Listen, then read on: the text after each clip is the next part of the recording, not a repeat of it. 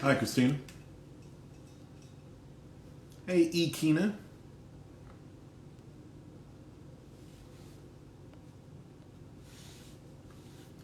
So I just started this live. It's only my second time trying this thing. So y'all gonna have to bear with me. And I'm about to pour myself a tequila. What's up? About to pour myself a little Hornitos. And so let me tell you something about what I'm gonna try to do the next couple of weeks. All right? Hey, back to back. So what I'm gonna try to do the next couple of weeks is gonna be very asymmetrical. Is I'm just gonna start to get into a rhythm of my old journalism bona fides, and like she called me beautiful. That gets me every time. My old journalism bona fides, where I try to I want to have conversations about a number of different things. You could ask me about things about the show. I may know a few things. I may not know a few things. I did meet most of the cast last Friday, on Friday, at their premiere party. So I was able to watch. Hey, all y'all. Hey, I'm trying to wave at all of you as soon as I see you. And but the thing is, so here's what I'm going to do. I'm going to have these lives, and I'm going to practice and get into that rhythm until I do something where it's going to be something similar to like a podcast. And I'm going to try to be on at least twice a month schedule. Now, I don't believe in just getting on live, just talking and shooting shit. Thank you, E. Hayes. I appreciate you calling me handsome. I don't believe just talking and shooting shit, although I can definitely do that. I'm an essayist, and I've done a one-man show, so I can hold the fort by myself. But I'm talking about planned conversations, bringing people on. Certain topics will be explored or whatever. But for right now, this is sort of a freewheeling thing, but I'm thinking by after we get Valentine's out the way, after we get Super Bowl and Valentine's out the way, we will have something called the Shawn Show. Gonna have some theme music. There ain't gonna be no Stephen Colbert shit going on. There ain't gonna be too many graphics or whatever. In fact, I'll have a whiteboard. But we'll just talk and we'll just keep it moving and see what's up. But for right now, I'm live. Let's talk about whatever you guys want to talk about. I do have some opinions on some things. First of all, happy Black History Month. Cheers. So, first of all, happy Black History Month. Some pretty fucked up stuff has already happened on the beginning of this Black History Month, but it's always messed up during Black History Month, ain't it? I mean, first of all, February is the coldest month of the year. It's also the shortest month of the year. So I appreciate Carter G. Woodson trying to set it up around Fred Douglass's birthday or whatever, which Fred Douglass doesn't even know. Trust me, I'm a Frederick Douglass scholar. Hey, Leslie. What's up, Damon? I'm a Frederick Douglass scholar, and I can get into that a little bit. I'll get into that now.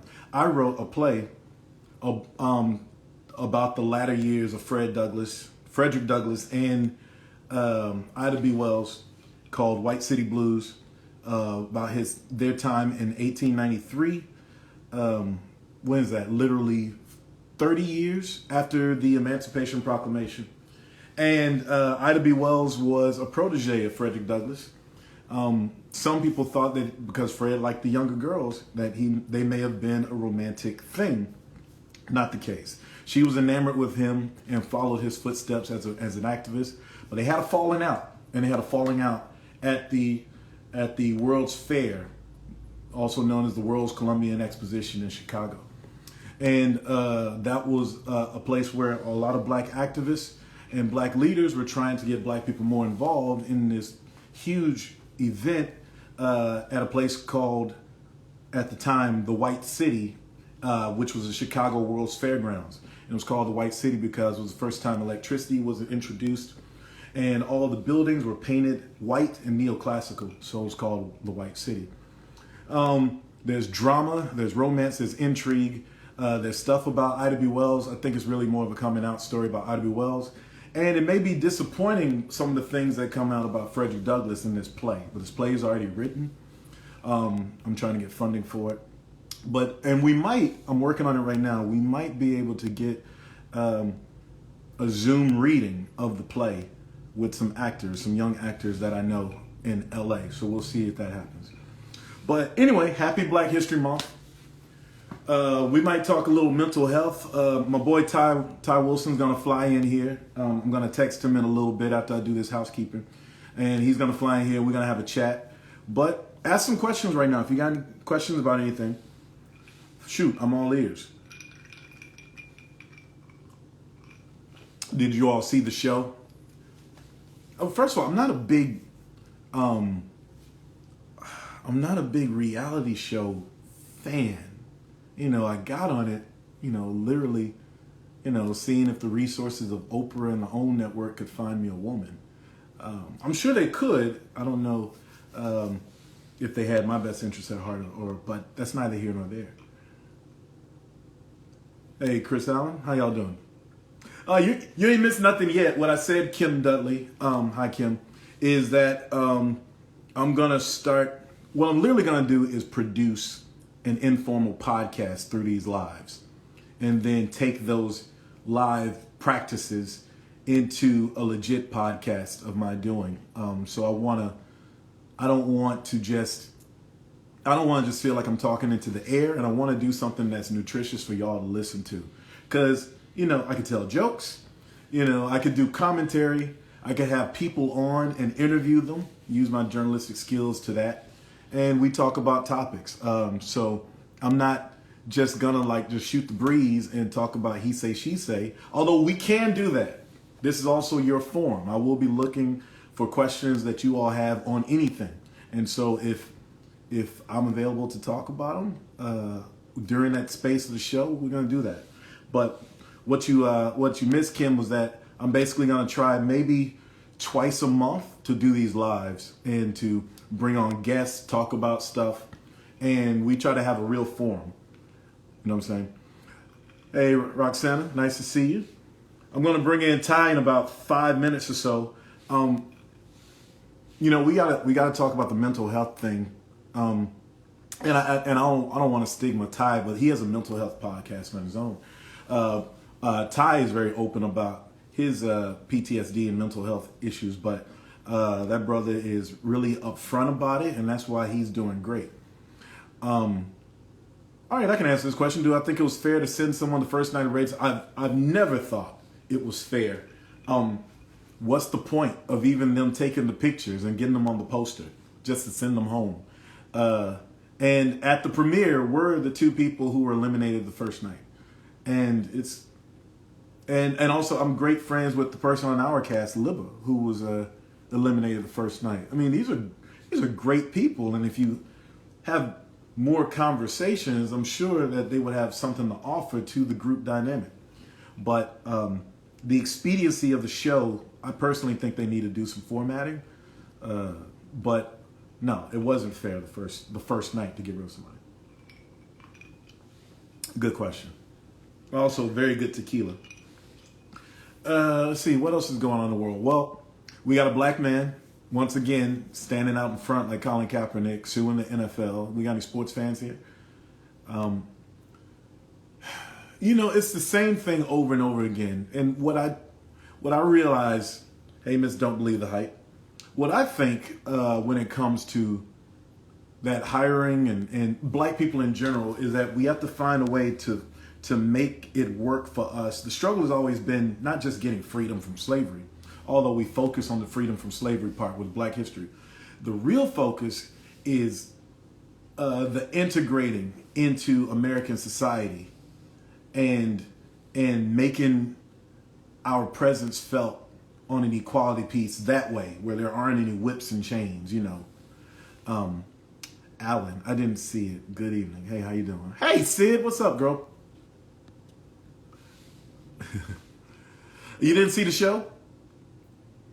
Hey, Reese Cup. But give me some questions, guys. What you got? Oh, by the way, that over my shoulder is Jack Johnson. That's some Black history right there. Big time. By the way, I want y'all to give belated birthday shout outs to my castmates Ty and Phil.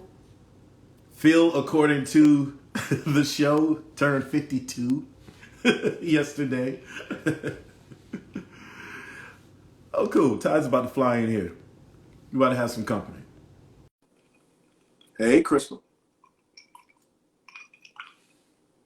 the recent NFL player. It's not an NFL player. It's an NFL Yo. the NFL coach who is suing an anti-discrimination case against the Bills.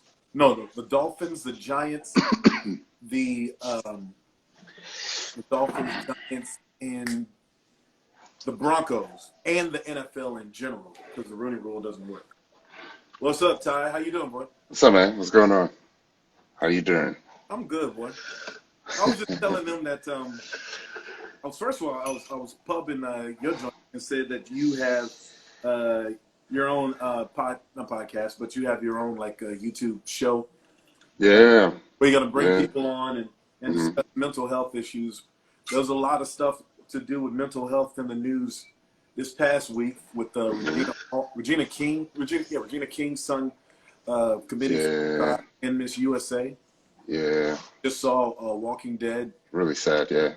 31 years old, he passed. He committed suicide as well. So stuff that we could get into. If you guys got before we get into something heavy like that, let's see what we got here. For sure. I just started sipping on a little something. What you got sipping on? Huh? What you sipping on? A little something. A little something. A little something. That's right. That's like that super. It's strong. 7 point something. Yeah. Okay. Yeah. I just started, so we good. How's everybody doing? Well, I got Hornitos. It's tequila on a Taco Tuesday. Mentally. Oh, so lady says she used to work with the mentally ill. Did you stop? Is it a mental illness? I don't think I feel mentally ill. I did want to ask you this, Ty, real quick. Yeah. You're very upfront about this. You were medicated, right? Or they gave you meds? They did give me meds. I told them I didn't want meds.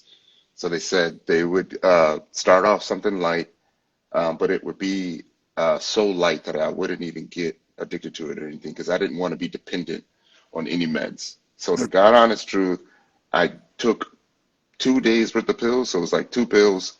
But then after that second one, I said, I don't want it. So you never got into the. I see what you're saying, Kay.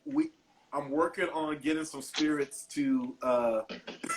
We're talking about drugs and stuff. Oh, working on getting some spirits to sponsor me because you always see me with the smoke and the drink, and so. So you never really got it fully into your bloodstream. These meds. What meds were they giving you? I have no idea. So they actually said that the meds that they did order for me wouldn't have made me dependent on them anyway. They always say that though. I know. Man, I have no idea. I have to look it up. It was a while ago. I said it. I know it's going to be hard, but I want to figure it out on my own. And I did that shit. Leslie says you should have taken a week's worth. I did that shit. So then he wouldn't have been able to get rid of them and kick them. So I'm actually going to do next Monday, me and another round. I'm going to be on another round show where I'm actually going to focus on all the things that I did to get better. Mm-hmm.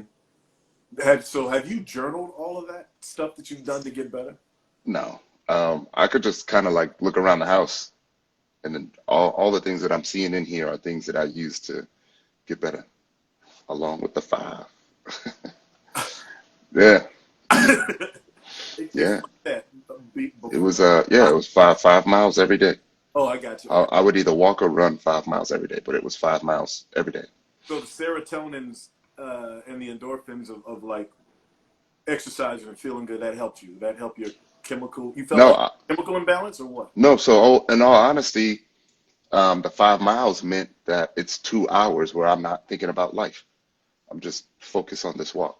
Oh, I got you. Yeah. So it's just the walk and the music, and I really don't even. I phase out the world. Hey man, so, go bike. Yeah. That 2 hours would be 20 miles. Yeah. I mean, I actually did. I think the most I've ever done during that time was maybe 15, 16 miles. Ruck, no shirt on. That picture from the show was actually that day Yeah. because I was feeling good. I was like, I just did 17 miles. Hey, So I man, just took my shirt off, put the ruck back on. when you feel good, you want everybody to see your shirt off. You know, the finer I got when I started to work out, the fewer clothes I started to wear. Uh, the sizes started getting smaller, and like, you know. Yo, if you could have heard me on the pool scenes, I was like, do I take my shirt off now? Do I take my shirt off now? How about now? Now? No? Okay, 5 more minutes? All right. You know, it's funny. They wanted me to have my shirt off, but they didn't know where to put the mic. Oh, I'm like, yeah. what? But yeah, Um, so that was 2 hours. You were not thinking about life. You were getting outside of your head by just walking hmm and stuff like hmm that. hmm Uh, let's talk about if we could move this forward to what's going on in the news today. So we saw Miss USA, former Miss USA, Yeah.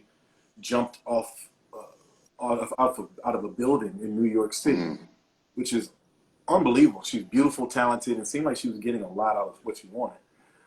Kim Dudley called you Willie Bean, and that is hilarious. hmm Did I see Sid earlier? Did we see Sid? I think I Yes, saw her earlier. she Okay. was in here. She might have taken off. Okay. Um, Real quick, and then we'll really get to these messages too because they're starting to pour in. But Yeah. with the young lady like that, you know, people. The thing that I saw on social media is like you never know what people are going through and all that stuff. hmm People going through. Kim, how can we advance that beyond the boilerplate? You never know what people are going through. To how do we address people to where we might be helping them in our everyday engagement? Can you think of some things that might? Is that tough? Hey, Desi, Yeah, man. I'm You a know big. what? I feel like I could speak to that because um, I actually just interviewed my brother, right? And my brother was in the NFL, and it Oh, that was was your. yeah, it was my brother. It was the wrong time to have that because the games were on while you were on. Yeah, If yeah, you're an NFL brother. yeah. And it was just we got to a point to where if we did notice something, um, it's kind of hard to come to someone. It's kind of hard to chastise someone. It's kind of hard to ask someone who already has everything. Do you know what I mean? Like, how do you tell a person you shouldn't be doing that? Um, and then, sometimes it might be tough to ask a person, how you doing, what's wrong, where, you could be thinking that everything is fine with them because their life is good right now at this moment. And, you start to feel like if a person made it this far, then they're obviously, mentally equipped to be there. So there's that misconception that they're already strong, right? And they could be struggling. And one thing that I notice is that for as strong as those people are, right, to get there, like when they fall off, they really, really, really fall off. Like they're as equally weak. Do you know what I mean? It takes them a longer time to get back. Yeah, it's more what's gotten them to where they are. That is a more fragile thing hmm that's gotten them to that point, so it could unravel at any moment, any Yeah. way, and we may not see it. Yeah, and it's just a shame to see what happened to the young lady because we don't know. It could be relationships, it could be something that may have happened to her, something that may have triggered her.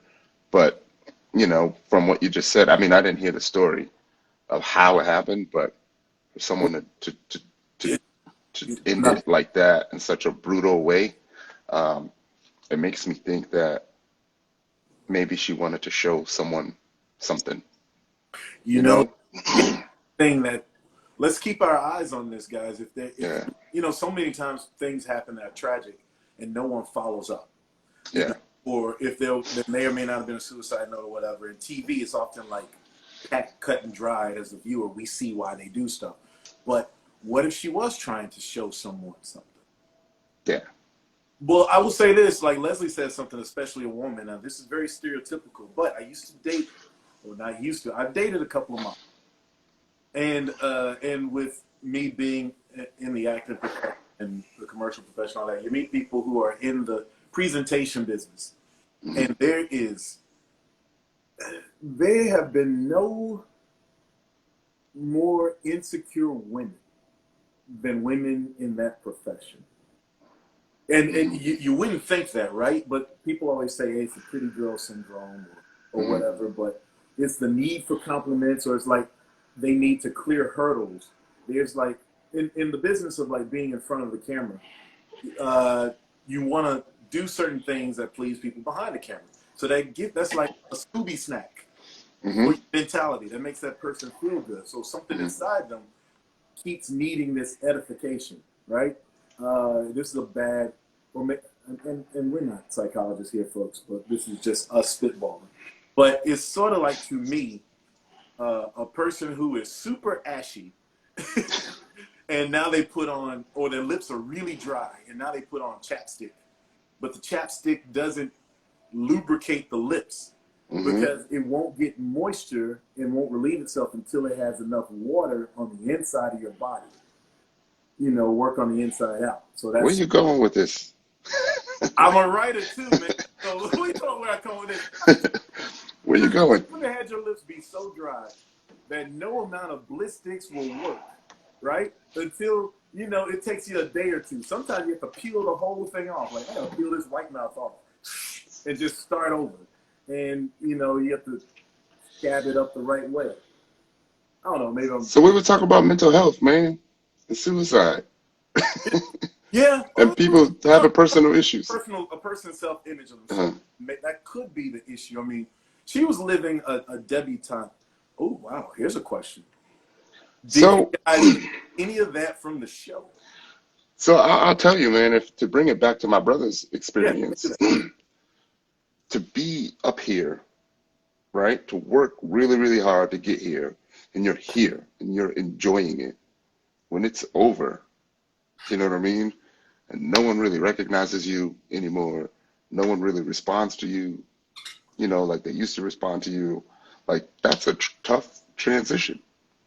Do you know what I mean? And they were saying, how can we relate it to the show, right? Like, it feels good to us going out and periodically people are going to recognize us. But 2 years from now, or like when I went to Denver, ain't nobody knew. Ain't nobody knew nothing. They you know what I mean? Love Denver, Jack. And I was like, don't y'all know me? Just, you know. But so I can kind of understand, but to get to a point where you feel like you could end your life, I can't even imagine what's going through someone's head at that point. And then there was also the case of Regina Hall's son. Yeah. Who had just celebrated a birthday. It was 26, right? I believe. I can't even begin to. Hey, Courtney. We shouting out everybody who comes in. So I can't even imagine. I'm trying to figure out what that might have been. Like, going back to the original question, like, so how do we? There was it was a more contrived way to put it on Dave Chappelle's first podcast with Most Def and all his friends. How do you, but he put it this way, he said, how do you inspire someone to not destroy themselves? The thing is, how do we even see that they're on a path to destroy themselves in the first place? I think the best way is just to find a way to hopefully I'm saying this right, to be relatable, right? To show that you are human, to show that you are vulnerable. I know that's what I try to do. And then, you know, not being afraid to be like, I am not okay today. You know, I'm better than I was yesterday, but I'm still not okay. Right. And I feel like that needs to be okay to say. Black girls getting their shift together says Black people need to normalize going to. We haven't even healed from therapy. I'll tell you this, and I'm not plugging the book, although it's my job to plug the book. But Guys Honest Truth, my book was when I was writing it, it was me thinking of how can I get first person narratives of regular black men as if they were on the couch, as if they were on talking to a therapist. You know, That's a good point. You The know, Kim Dudley, yeah. yeah. What some people drop That's a good point. without blatantly asking. Yeah. And Leslie said similar things. Sometimes we see it, but she used to ignore the signs. Yeah. So we got to get our antenna up. So we'll have these weeks where a lot of tragedy and things happen. Like, man, you never know what people going through. I feel like sometimes what we do is we Sunday afternoon it. And what I mean by that is, like, you know how well, I don't know if you were a church-going person, but when I was a kid, we would go to church a lot. I haven't gone to church as much as an adult, but you're always like, yeah, I feel better now. Minister said blah, blah, blah. And as soon as you leave church, it sort of just fades with the rest of the week and the afternoon. And sort of like these happenings are sort of like the sermon. And we get the message, but then like everything else, it fades and we move on to something else. Yeah. So that's why sometimes you need that constant reinforcement, right? That's why you go back. Well, some of us go back every Sunday. Yeah. You know, I would say finding a confidant, you know, finding someone that you can confide in, someone you trust, not maybe even like a mental health mentor, you know, someone that's been there, someone that, you know, you can open up to, even if it's, you know, in a space where, you know, you can still be private, you know, because discretion is important. But just find someone, you know, someone. I like what L Shep 27 says. Normalize checking on your strong friends. I'm going to piggyback on that, L Shep, and say what I certainly need to do. Don't just text. Hearing the voice and the phone call does wonders. We've gotten into the whole texting thing and the digitizing of responses. The phone call means a whole lot. That's like a verbal greeting call. You know, that really does warm people up. I got a friend now who's going through a little bout with cancer, and he says it's a little bout because, man, no problem. They're gonna do such and such. It's all good. Okay, cool.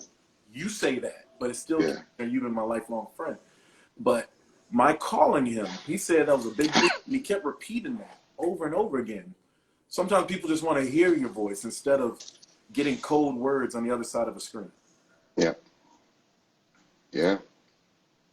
Any questions, guys? I don't want to just move on from the subject. We're gonna keep touching on all things because we're drinking. Because he's got something, and I got which is a lot of something. We got time tonight. We got time tonight because we ain't got no place to go tonight. Yeah, we got no place to go. We ain't interrupted nobody else's interviews. I think Walter finished about an hour ago. Bruh, it's like so we're good. Didn't stop nonstop. I love my castmates. Yeah. I can't keep, but we know the stories. It's like, man, we gotta hear it again and again. I wanna be there for them. I gotta hear it again. I'll be there for the chats, man. I'm there for the chats. I'm there for the chats and the support now. Y'all are ignorant as hell out there. Y'all are fun. Let me tell you what this woman did to me, Tyrone. Well, she didn't do anything to me, but I've been noticed quite a bit of late around DC. I went to a happy hour with my boys on Sunday, and we sat down, and this woman and her non-heterosexual friend were right beside us. She just turned around, Shawn, ready to love. I'm like, damn, you just made me up. Don't say that shit too much. My social security number is 873. Well, don't. But then she started going through the faces, asking all the questions and shit. Yeah. But we'll get into who's the second, far as we know. But then she started to ask questions, and here's what people always want to do. They want to say, well, why don't you just go with this person or that person? People want to play matchmaker. All right, first of all, folks, I love you. We've invited you. Hey, Aisha. Yeah. No. But we've invited you into our lives. Show's over. So for us to Yeah. be pieced together, this and that, those things have to happen organically. That's the first thing. But secondly, we went through the same conversation about, all right, so why didn't you find love with this person? Why didn't you find love? And most of my answers was around, well, I hadn't surrendered the idea. And what's up, Aisha? I hadn't surrendered the idea of having children. Cool. 2 minutes later, that woman was picking up her phone like, oh, I got a perfect one for you. I said, is she over 50? Yes. I said, did you just hear what I just said about children? Embrace it, man. Embrace it. People don't really listen. They just want to be part of the conversation. Like my white friends, because they know one black person here and another black person there. Oh, y'all be perfect for each other. Why, cracker? Why, whitey? Oh, man. Shawn, how much have you had to drink? Not enough yet. Come on, crackers. This first day of Black History Month, man. You're supposed to ease into that. There's a school district in Austin, Texas that is trying, this is a true story, that wants to ban Michelle Obama's children's biography book. That's the world we living in. They keep nibbling at the edges. Critical race theory. I didn't even taught in schools, but they keep nibbling at the edges. And now they starting to get to this Florida legislation in Florida. Anything that makes people feel uncomfortable. What the hell? Yeah. I mean, that's gonna always be out, man. We shit, probably talking too much, but I talk about that quite often. Do you know what the 14 words are? The 14 words? It's called the 14 words. If you know what the 14 words are, then everything else will make sense. So if no one else knows what the 14 words are, Google it. It just says the 14 words. And then once you Google the 14 words, everything will start to make sense, and you'll understand a lot of what's going on. Yeah. So it's just called the 14 words. You don't have to say it out loud, but the 14 letter words or the 14? No, it's just the 14 words. Yes. No, So well, look, I can do this because it's my live, and I wrote a whole satire, Mel Brooks satire. Okay. Podcast. The words is and views expressed by J. Shawn Durham. J. Shawn Durham. Yes. Hey. That's fair enough. But remember, folks, if you want to see me laugh at this whole thing, but also predict it at the same time, go to any Spotify or Apple or whatever, and go to The Great Recession. I hired 15 actors. We acted out my play. It's in 3 parts. It's a mini-series. It's fantastic. The Great Recession, or How Democracy Broke Its Ass Through a Comedy of Errors. That's literally what it's called. The 14 words, folks, for you all who don't know. We must secure the existence of our people and a future for white children.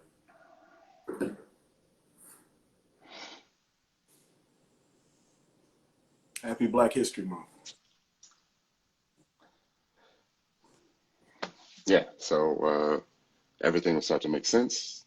When you watch the news, you'll see references to that, and that's like I don't want to say the code words, but you know the language. Yep. The dog whistles, like you know it.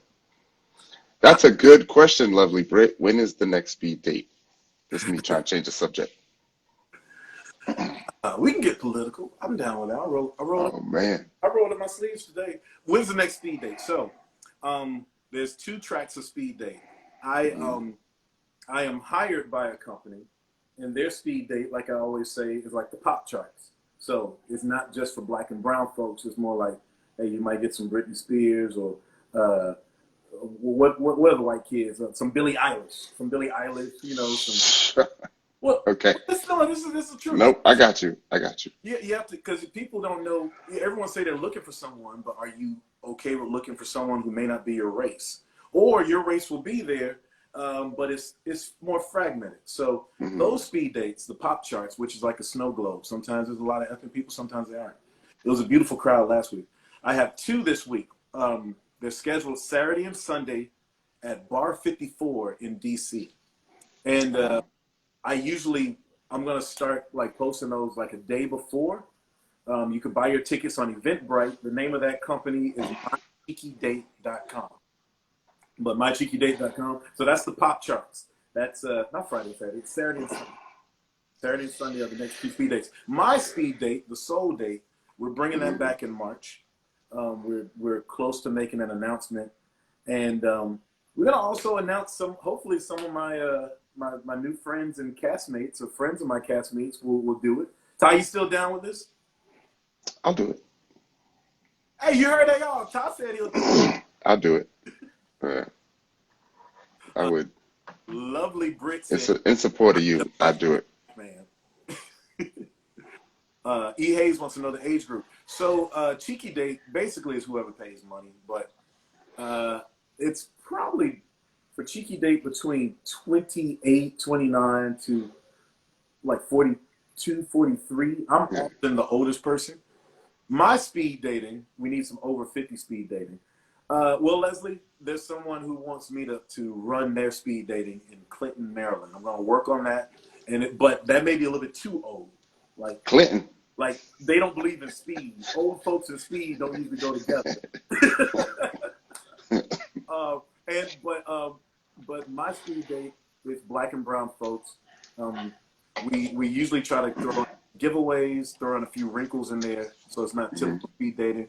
Our last iteration was the like 2 days after February 16th, before the pandemic, before everything shut down 2 years ago. But it's called the Soul Date. So just follow me. You'll get some information in March. We're going to make that happen. And that group usually ranges from come one, come all. So like 29 to I've gotten as old as 50. But we try to get ages beforehand and let people know what they're. Hey, watch that old folks talk. Nah, really, I love you. I'm 45. Ty just turned, what'd you turn, Ty? 45. See? We with you. Yeah. We with y'all on this. I ain't old. I don't feel old. I ain't old. My knees are old, but I'm not old. Your knees ain't old running these streets, Ty. Hey. Hey. I don't be in the streets. I'll just be supporting my friends, really. Y'all ask me to come out, I'll come out. Mm-hmm. How do you have any thoughts on the new cast, well, they call it Ready to Love Potomac. Mm-hmm. They're sort of informally calling it Potomac, but it's really Ready to Love DMV. Yeah. Wow, it's 50. So 50 is old? No, girl, I'm 45. Mm-mm. Like I said, I've always dated older women, not Wheezy Jefferson old, just older than me. Lady Chambers said, "Wait till the knees hit 50." We're not waiting for the knees to hit 50. What do you think of the new cast of Ready to Love Potomac / DMV? Where do we start? The men, the women. Where do we start? All right, here's what I was thinking about while I was in the gym. Could our cast take this cast? What do you mean? If we had, like this is some stuff that they used to like have at UGA, like when white. I said it again. Oh my God! Yes. When the non-black folks that I would hang with or would be in the newsroom, hey, we could take those guys. We'll have a rival newsroom, and because we played softball in softball leagues, could we take them if we had to fight? Well, of course, I actually like these bros. They're very cool. They're very. Shawn, how tall are you guys? I'm 6'2". Ty, how tall are you?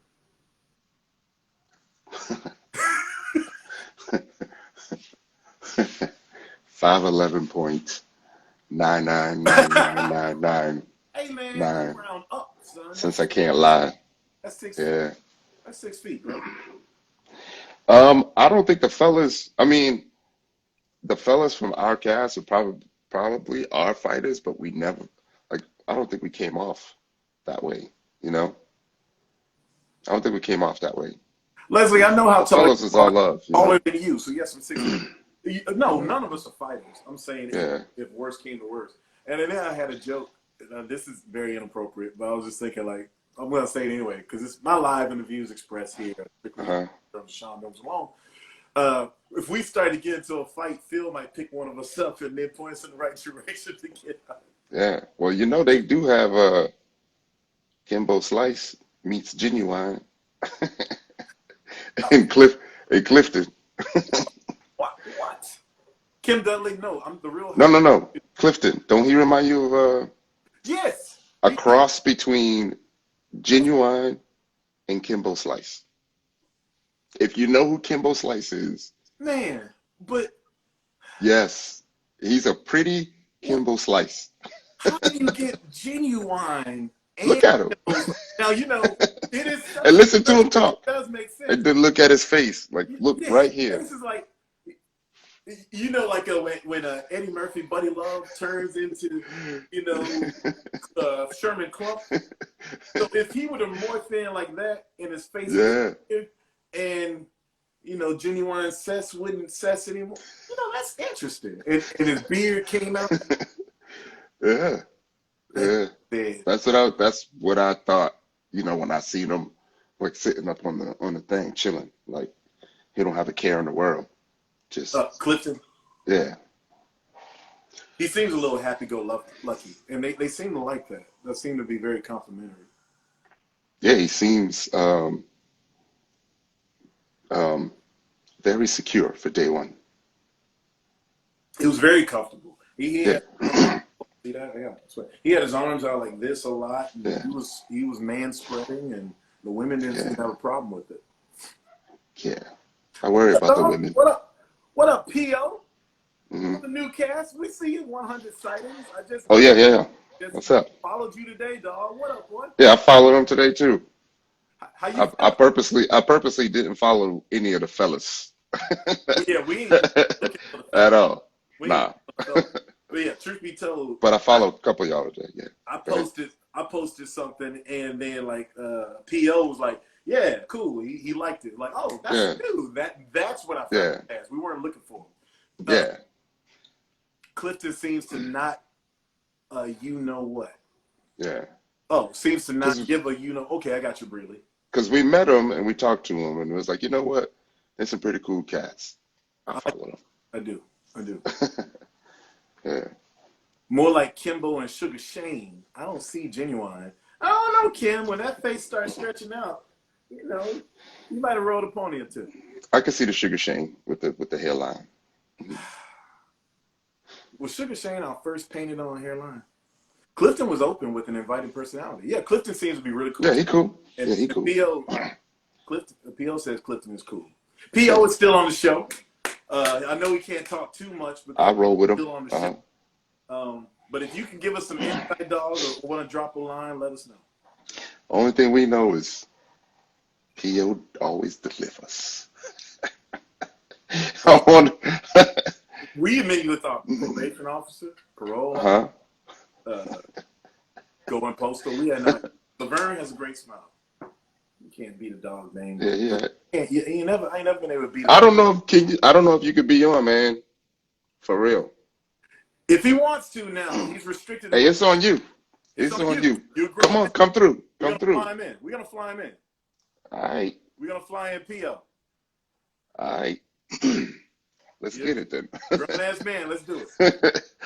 Yes, of course, you don't care. What's up? You all about the trouble.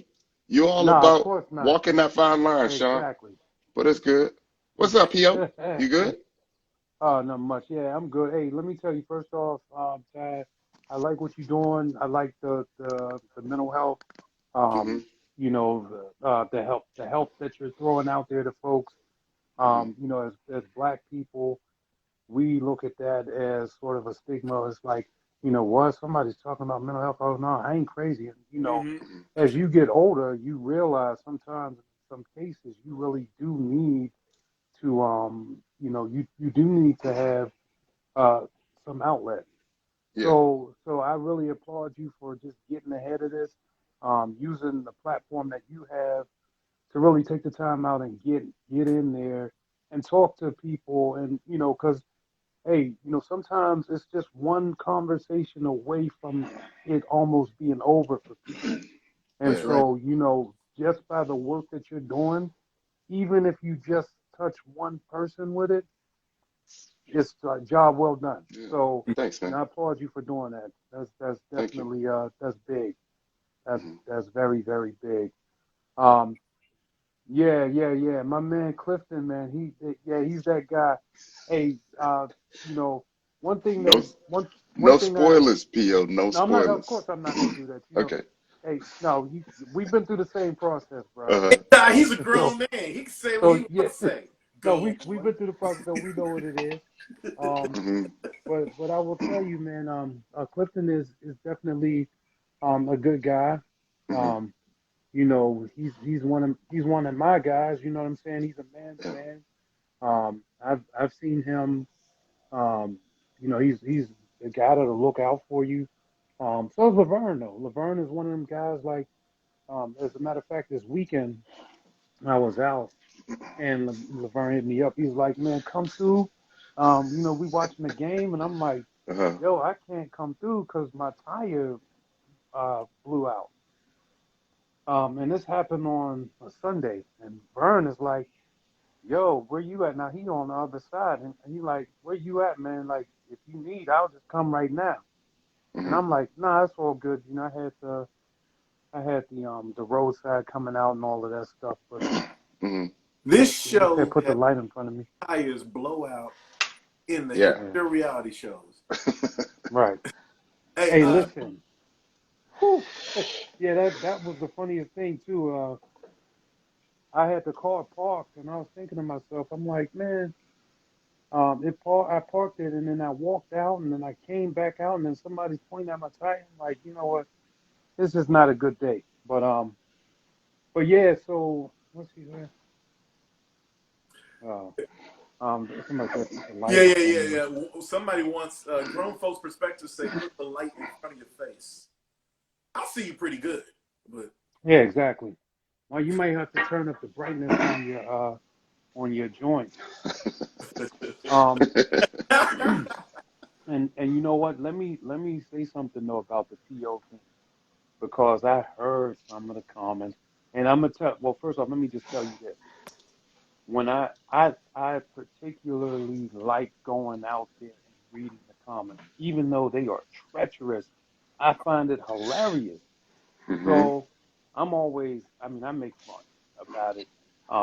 You know, I pick on myself. So, you know, it's like none of the things that I'm hearing out there is harmful. But I did want to say, um, you know, people thought that that was a sort of a one-liner, you know, some little cheesy thing that I came up with. But actually, um, it's actually been POJ, and it's been that since I was in the fifth grade, and it's turned into a stage name, right? Because I'm a Hmm. music producer, and so, you know, and so I was saying earlier, when you talk to LL, or when you hear LL Cool J, or you hear Jay Z, and you hear their names, you don't Mhm. hear them being introduced as Todd and Shawn, right? You don't hear P. Diddy being introduced as Shawn. You don't hear, you know, Ice Cube being introduced, you know what I mean, by his first name, which, It's not until they But want to if put their name on something formal, like executive produced by Shawn. okay, but right, exactly. If Ice Cube is on a date and she don't know that that's Ice Cube, Well, is he see, gonna be like, my name is Ice no, Cube? no, but see, this is the other thing though. So now, if okay, so I'll say this, Thank you, five. I'll say this, and this will be the safe thing for me to say. When I Hmm. sit down and I date, or you know, I meet new people, I'll Hmm. say, "Yo, my name is Paul." People call me PO, and Okay. then they like, "Okay, well, you know, what is that like? PO, like, how do you spell that?" I'm like, "Just, you know, just PO, like post office." Okay, Uh-huh. you follow, It's the you get Yeah. what I'm simplest thing. saying? Simplest. Uh-huh. Yeah, you know what I'm talking about. Yeah. So that's what I would leave with. Hey, Um, talk to us real quick about your Okay, I won my bet, so I feel good about tonight. Gambling online. Hey, talk to oh, us about the music you. everybody's doing that. Yo, What's up? man, that's another source of income. You know what you're Oh, doing. no doubt, no doubt. Uh, You got to keep the talk, streams coming through. Yeah, talk to us about the type of music that you put together and how long you've been in music. Since we got you on here, let's interview you a Yeah, little. yeah, I can Yeah, hear you. yeah, I'm gonna go get another one. Go I for can it. hear you yeah, though. I Oh, can yeah. hear by the you way, though. yeah. So since I'm sipping on Hornitos. It's getting down Oh, there. What you drinking, okay, brother? yeah. I am drinking Appleton 8-year aged rum right Oh now. shit. Okay. Ooh, Yeah. fancy Okay. shit. Yeah, that's my drink of choice. But yeah, I'll talk to you about the music. I actually I I'm mainly producing like hip hop. I've done some R&B stuff, but in the mainstream world, it's always been hip hop. Like if you Google, if actually Papoose has a song out there that I did called "It's Over," and that was supposed to be on his. Yeah, that was supposed to be on the guy. So it was supposed to be on this album called "The Nasarima Dream," which is American spelled backwards. And if you Google that right now, like I think the name of the song is called "It's Over," and it's on Spotify. It's everywhere. If you Google that, it'll tell you, like in the production credits, it'll say produced by POJ. Um, and That's what's so, up. and right, yeah, and I've done Hmm. songs with Busta Rhymes and Cheap Luch from the Locks. So I'm more like the hip hop kind of guy. Um, and so yeah, I've been doing that, for the last, I don't know, since I was 13, but Yeah. professionally since about 2005. God Okay. bless. Gotta What go. Yeah. about what about some R&B? Because I know a really good song. Oh no, I Stay do. right, stay right, stay right. I do produce R&B music. It's, it's just not my go-to Have, thing to do. have you heard that song? It's called No, Stay I Right. haven't. No, No, I okay. haven't. So P.O., hold on. Before you go further, this is an outtake legendary song by our castmate, Walt. And Oh it's boy. him. And I love Walt. But it's him. His fingers and he twists the chord. Boom, stay right, stay right, stay right. Boom, stay right, stay right, stay right. Ooh, stay right, stay. There are no more lyrics. He Oh, just so that's what I'm and let missing. the record show that Ty brought this shit up, Walt. If you on, Ty brought this shit Wow. up. You know what Wow, R&B man. Yo, about Y'all that stay would be y'all hot. doing y'all doing in That would be Jersey like hot. that? Maybe they could collab with Papoose. Hey, listen. You know what? I could probably plug that man. I could hit him up and see what so happens. let's talk about the type of producer you are, PO. So, you aren't, first of all, like you don't, R&B now is hip hop now. Right, exactly. Basically, So it just doesn't have the melodies and the bars as much as they, right, although yeah. some So rappers do have melodies in the bars. Because right, right, I, and so I now think, I think regular R&B, as we knew it mainstream, and this is a weird theory of mine, once Donnie Simpson was removed from Video Soul, mm. 12 months after that, there was no more mature influence on that. Facts. And so now we have to get the kids in there, and BET wanted to stay young. But that's my theory. But Nah, I mean that's probably legit. well, I, I'm sorry. Go ahead. no, I'm sorry. So my question is, I'm sorry it took me a while to get to it because I got That's too all much. right. Are you a musical type of hip hop like producer? Like you actually get the keyboards and you can write down and Yeah, read and stuff.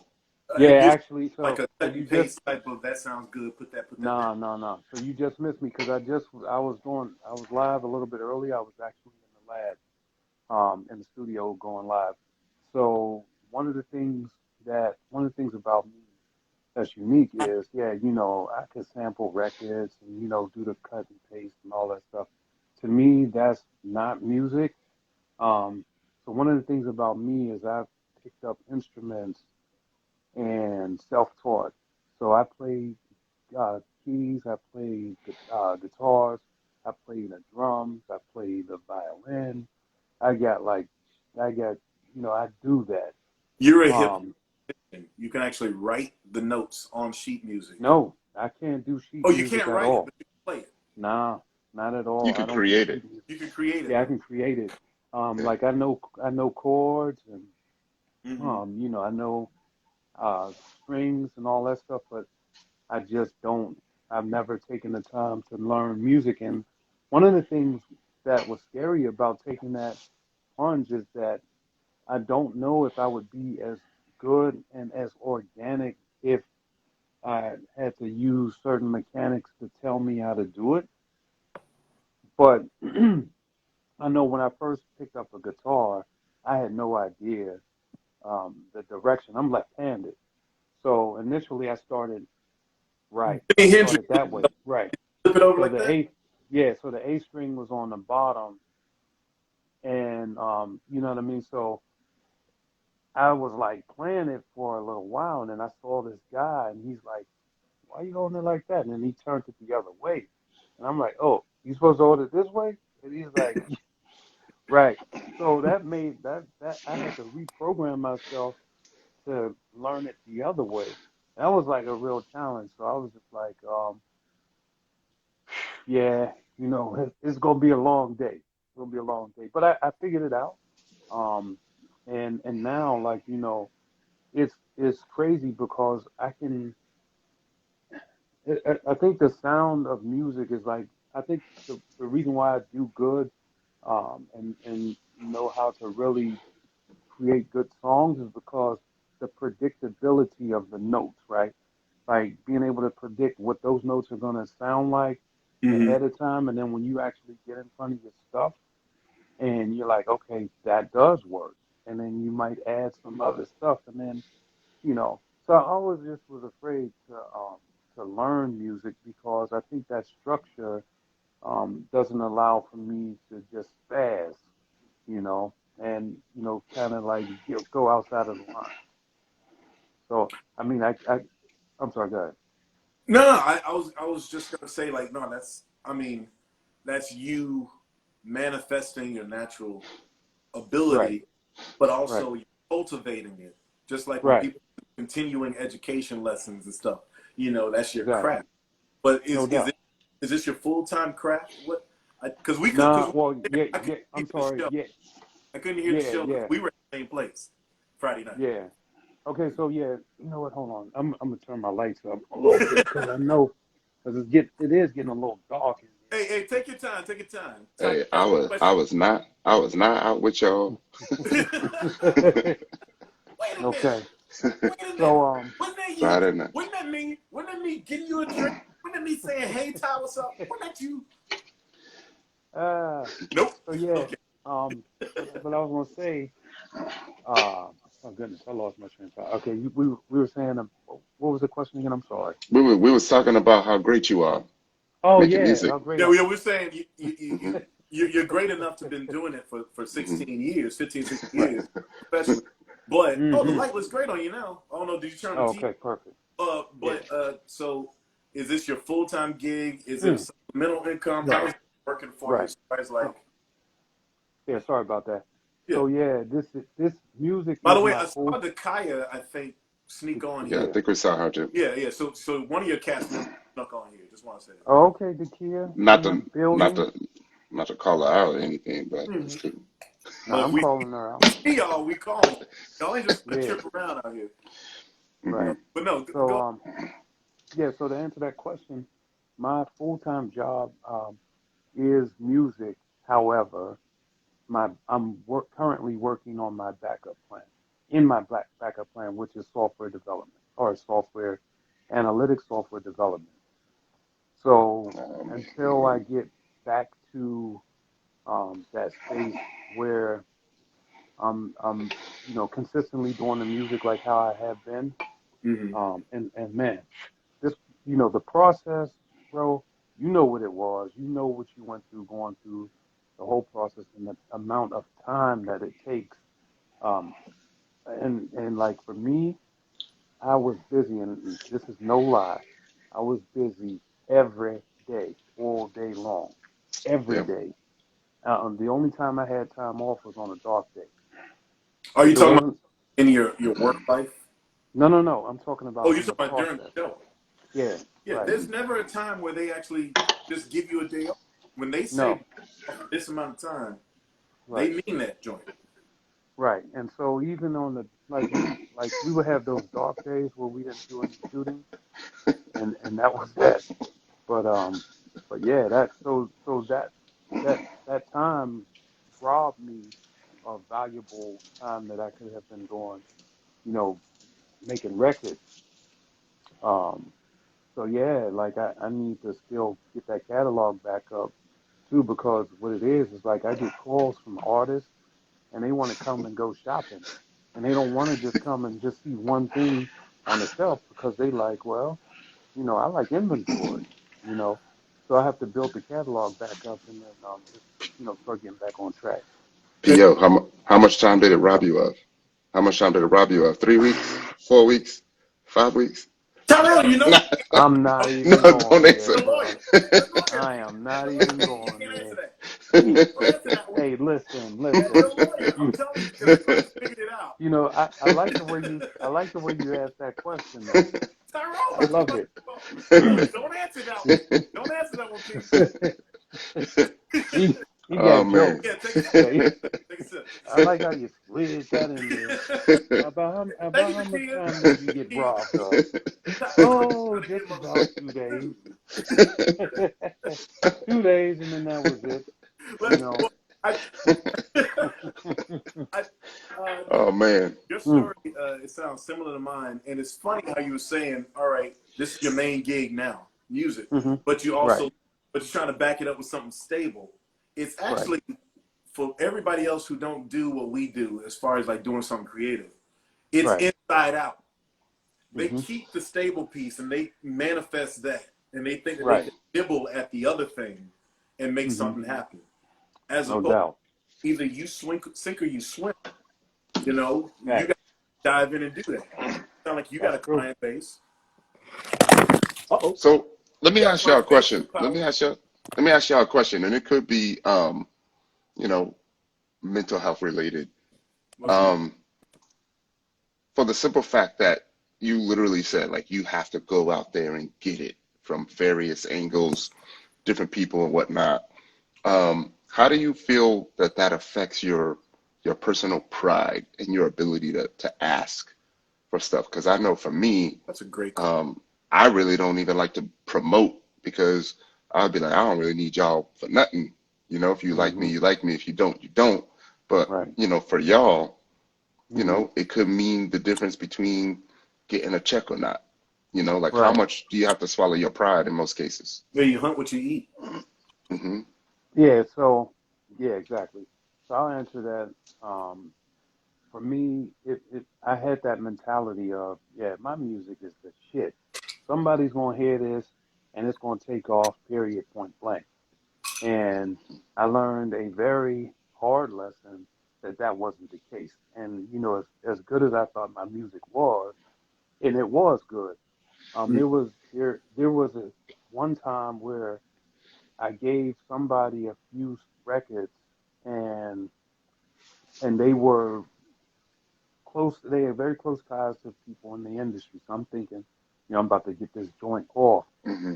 And when I gave them those records, well, they ended up being on somebody else's song. So yeah, so that was the issue, right? But that's And so music 101. I'm sorry. That's like music 101. You see those movies where the doo-wop group takes the song from the Mm, songwriters and from a right. group and like, man. So all right, how you deal with that? Go ahead. I'm sorry to interrupt. So okay. So the first thing first was, of course, I had to have a conversation with the source, and the source then told me, oh, don't worry, we're gonna funnel something back. I had to do it this way so that, it would be acceptable to that particular artist. And I was like, nah, that sounds like you're selling me the Brooklyn Bridge. I need answers. And we really had, it really got ugly. I got paid for it. I didn't get paid what I should have got paid, and I didn't even get the recognition, which was the most important part, was to have the production credit. Mm-hmm. Um, so that didn't happen for me, and so in that case, I had actually broke in the industry. I'll tell you that, and I kind of talked about this earlier before, but I actually broke into the industry because I was working with a music group, and I was trying to get them, you know, prepared and ready to go into the into the industry. industry.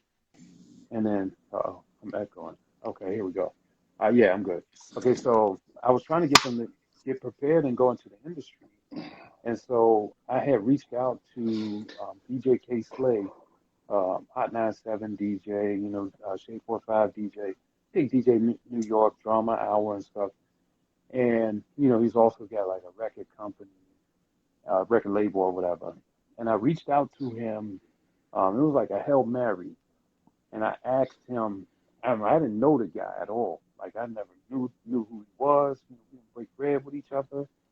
And I asked him, I said, man, can you host these guys' mixtapes?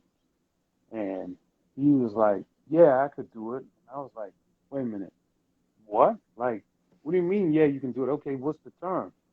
And he was just like, just give me a little something, I'll do it. And I'm like, Now, is that easy? folks who don't know, I might be folks. How do you One second. host a mixtape? So, okay, yeah. So at the time in 2005 or yeah, 5 or 6, DJ Clue and all of those other mainstream DJs would just talk over the records as they Tracks that you like. right, right, exactly. So they would like basically headline the titles before, the song comes on and then let it play like that throughout the whole album. And so I thought that if we could get K Slade to do that for us, that would be like a good kick in the door in the industry. Mm-hmm. And so he did that, but he went a step further because I asked him, if he would be able to play one of their songs on his radio station. And he was like, yeah, but I'll do you one up. He was like, bring them in and I'll do the interview and everything. Mm-hmm. And so That I'm like, damn. will get you, boy. Yeah. And I mean, he was showing love off the top. Like he started showing love from the door. And, we didn't have anything together at that time. We didn't have any prior friendships or nothing. Nobody introduced me. It was like really me putting my feet on the ground trying to get out there. And so when that happened, he helped me uh, do a listening party for that CD. And so we were there at Sony Studios. We threw a listening party, and what a listening party is we basically rented out Sony Studios, and we invited A&R reps to come in and actually listen to the music. We had food there and everything. And one of the things that happened, which was like a blessing from God, was I called Sony Studios and I booked the room, booked the studio room to host it, and then they messed up somehow or whatever. They screwed it up, and they was like, oh, you know what? We accidentally gave that to what's his face, the Game, for that day, the rapper, the Game. Yeah. Yeah, so they gave it to him that day, and I was pissed. I was pissed off because I had like all of the A&R execs and everything like on deck, kind of. And so I called Sony Studios back, and they was like, "Look, we did screw that up. I'm going to give you the room." It was the following day. It was like, "We're just going to give it to you." Like, so that to hold that room, I think it's something like $5,000. And then we had ended up having Diddy's restaurant cater the event. So Slade actually came through, and when he came through, he brought 3 A&R execs. He brought some execs from Universal Motown Records or whatever, and then he brought in Russell Simmons Music Group, and then he brought in a smaller label, and then he had Warner Brothers there too. And so we were actually listening, throughout the whole CD. So, like at the listening party, pretty much you introduce the song, you talk about the inspiration of, how the song came about and all that other stuff. And so that's what we did. And then after that, Well, hold on a second before you go any further, Paul. what's up? We got some questions here. we're Okay. catching up with Paul. Paul saw us talking our trash, and we let him jump in because he's a cool guy. So he's That's just what's up. giving a little bit more insight about him.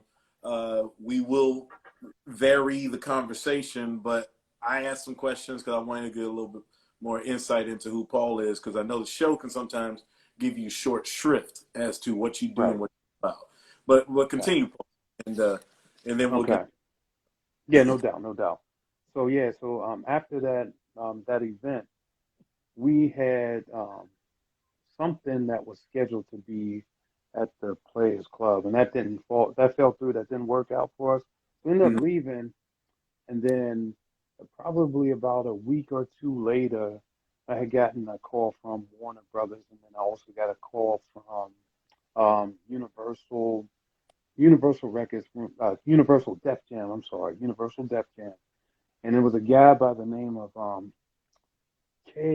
or his name was KK, um, AKA K Roseman.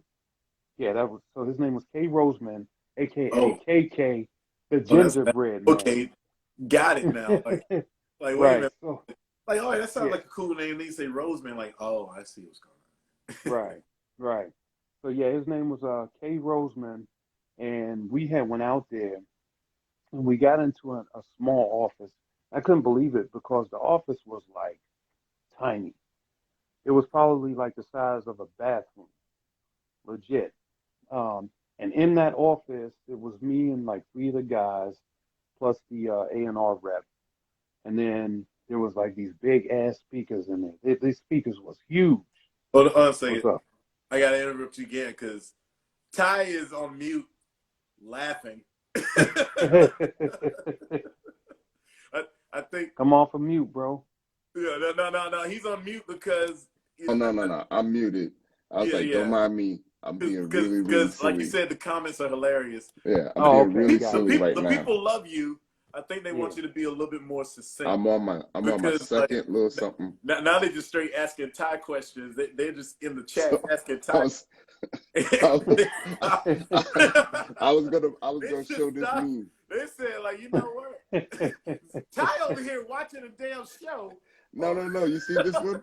It's from that's But, the wrap it up meme. But yeah, this is the wrap it up box. Oh, Right, so okay. I don't want to Okay. give you the wrap it up box, but I Okay. do want you to close out. Let's get you a closing summation here. Okay, no doubt. I know, Lady Chambers, Ty is hilarious. I'm messing with That's you, why Paul, he keeps man. coming back. No, it's all to the good. It's all to the good. You know what I mean? I'm a good sport. I'm gonna guide you here, Paul. Okay, what's up? Your age is how old? 48. When's your birthday? Well, Well, you'll get that. When's your what's your sign? my sign is Capricorn. Okay, so you just turned. All right.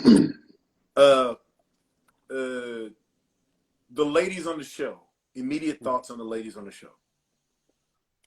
The ladies on the show, they on point. They on point. I will say this. I was sorry to see Tina go. What about Keena? Yeah. You know, Keena's from my neck of the sorry. woods. She's a Why? girl. Why was you so sorry to see Keena go? She had.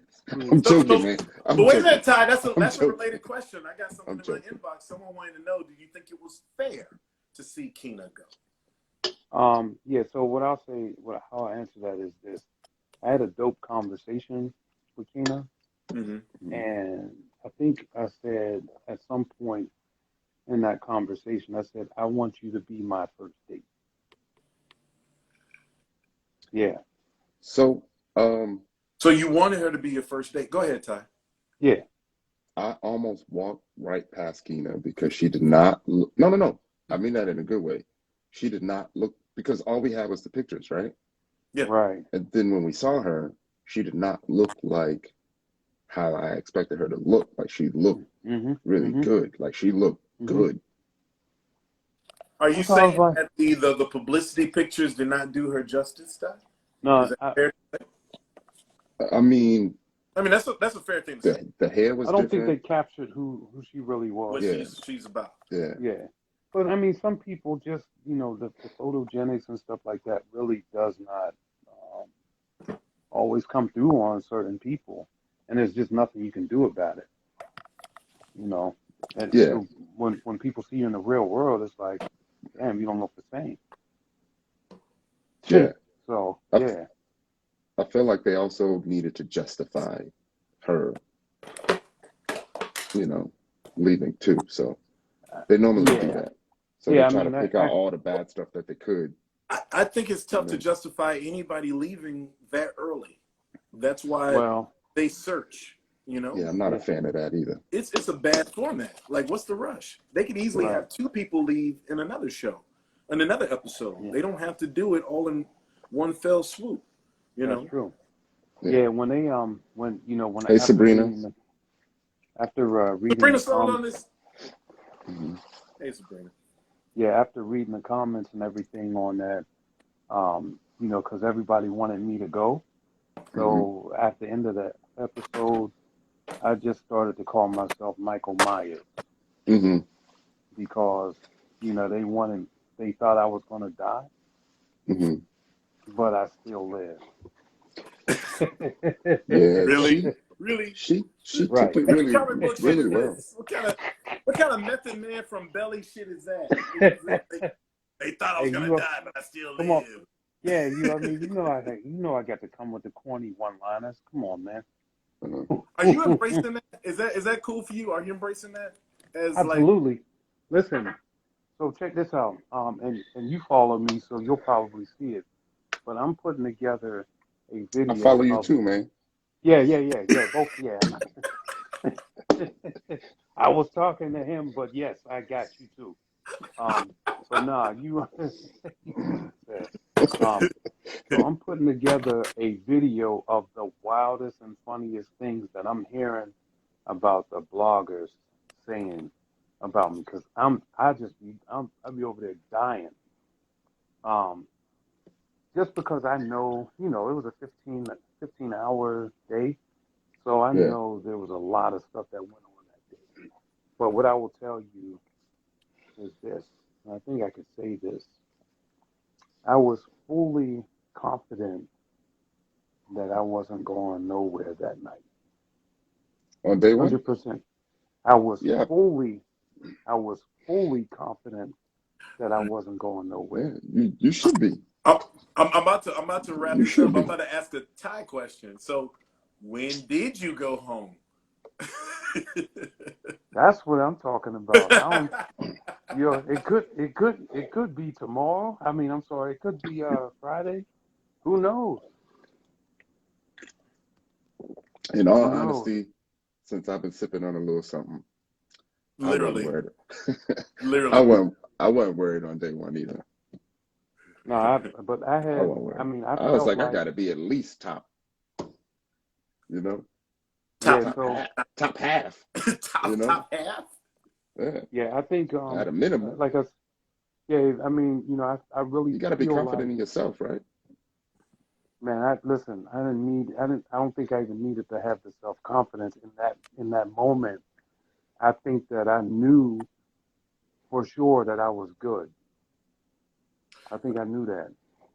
All right, let's Okay, pivot here. okay. The key I is want that to dig deep because it could be because of connections you made or because of how you feel about another one of the dudes. So Right. I mean, it could be maybe you, either way. Either way, but I knew I was going to be here talking to you about this conversation. let me tell you something. I didn't know your ass was gonna be here talking to me about I, this conversation. That makes one you of know, us standing. you know I what? didn't know that shit. I don't think nobody did. Everybody was like, I thought for sure. I'm sitting there, and when I watched that back, I was like, hmm so Ty, you asked me a question about hmm leading with, PO in that situation, right? hmm And I mentioned that. But there's also, I would never lead a conversation in the real world. If I sit down with somebody, I would never lead a conversation with sexual energy. yeah. Oh, we seen I, you. We seen All right, another side of you, all right, man. so They showed the preview, and we seen the holding hands on the. That's you on the pier, right? get him, Ty. You saw I something. don't know. I I didn't see seen the it. I didn't see the preview. I seen that side of you, I so didn't I see the know it's preview. there. You know what I mean?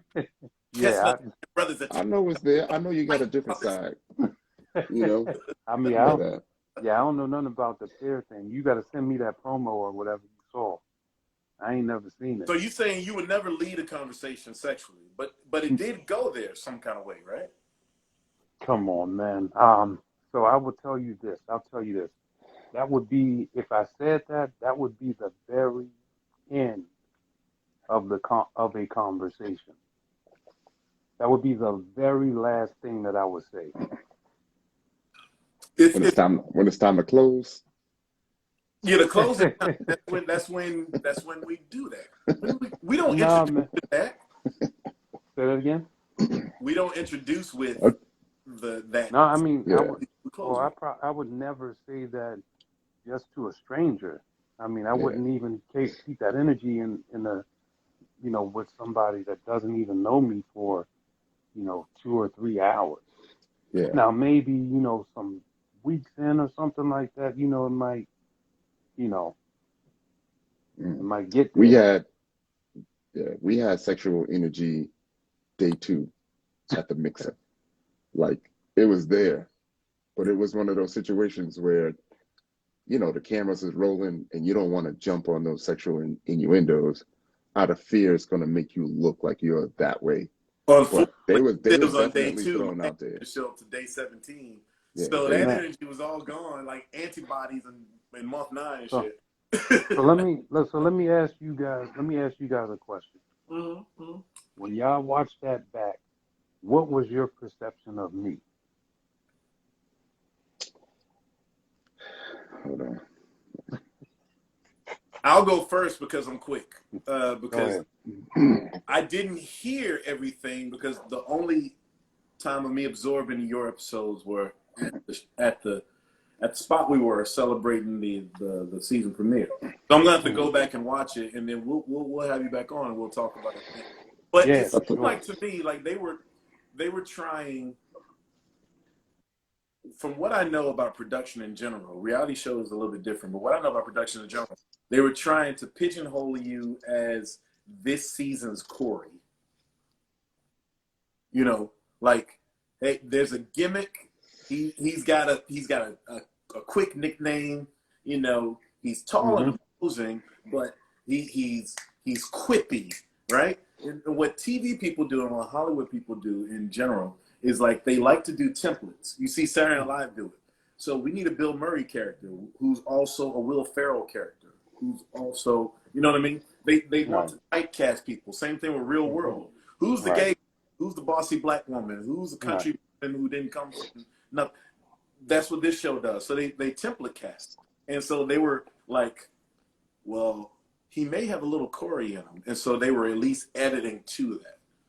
And so what I'll say this too, what I recognize, the confusion over your nickname or whatever, if it's called confusion, the Hmm. kerfluffle, Right. was similar to what somebody did to me when I told them what I did instead of. Hmm. But I'm pretty sure you have follow-up questions.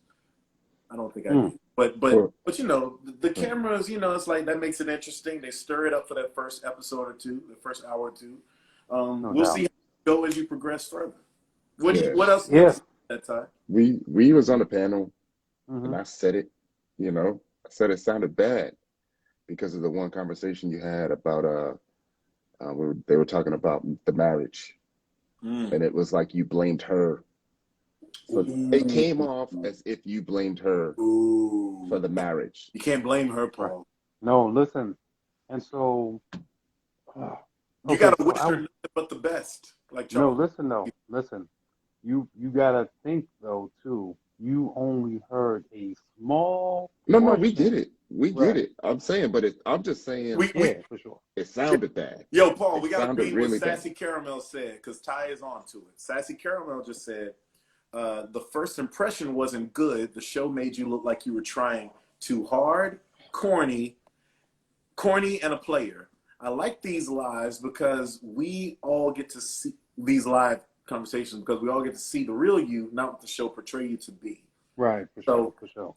it felt like you sort of fell into those siloed stereotypes that they like to pigeonhole to. But for that piece, Mm-hmm. it didn't look edited. It looked like genuine.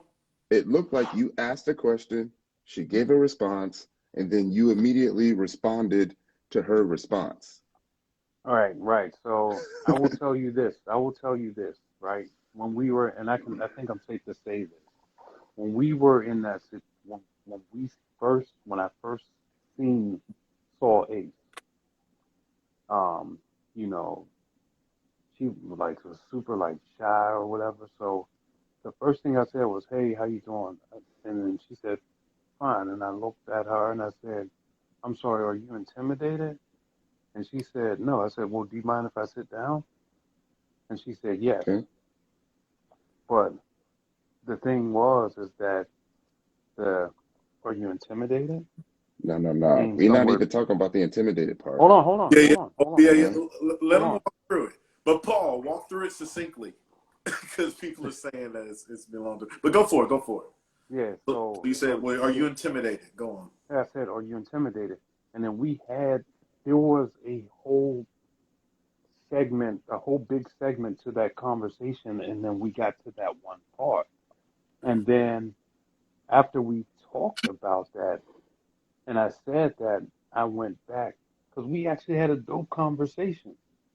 Um, you know how I can't really even get to it, No, we get but it. You I mean, certainly it can't wasn't do yeah, it right it now. wasn't just Still going I'm on. sure it wasn't a 30-second conversation. right, right. Black So girls in the shrift together says it came off judgmental. everybody's saying that, and if you seen the live, like like me and Ace, we cool AF.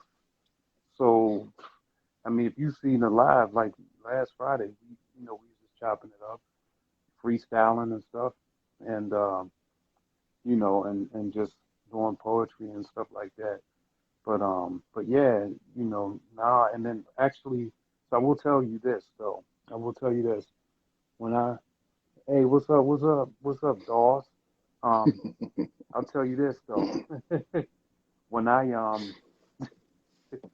when I had saw and watched that stuff back, I called Ace and I was like, "Hey Ace," I was like, "I just want to talk to you, man, just to make sure that we're good." And I said, I watched that back and that didn't look good.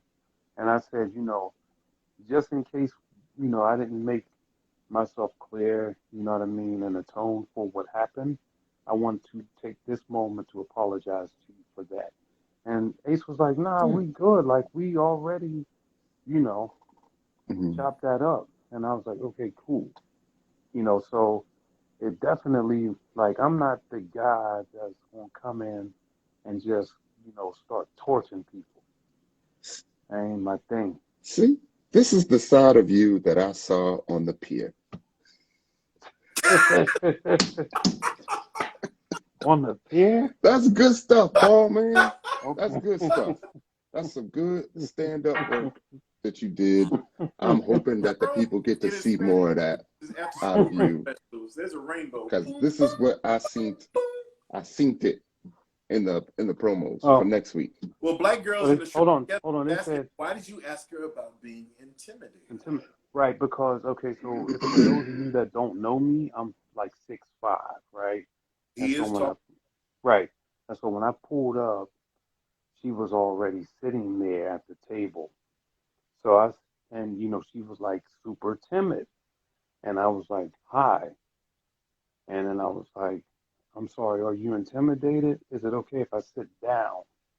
But what you heard was, "Are you intimidated?" And then that, like, that was just like, it was Yeah, not in that order.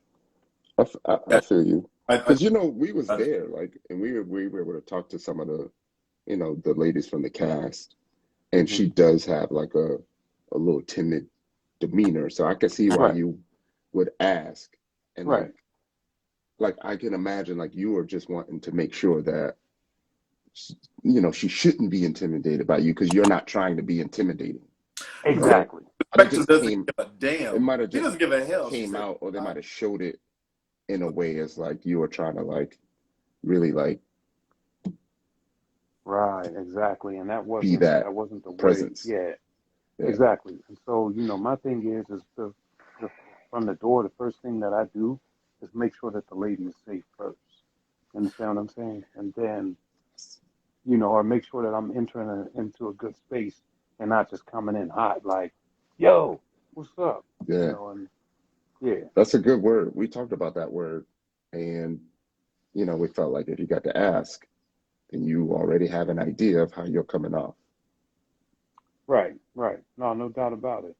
Hmm. Um, but yeah, and just in the real world though, um, in certain social situations, because of my stature, it can be sort of an intimidating thing because I'm super tall. Like I'm like, you know what I But y'all mean? was And sitting, most, Paul.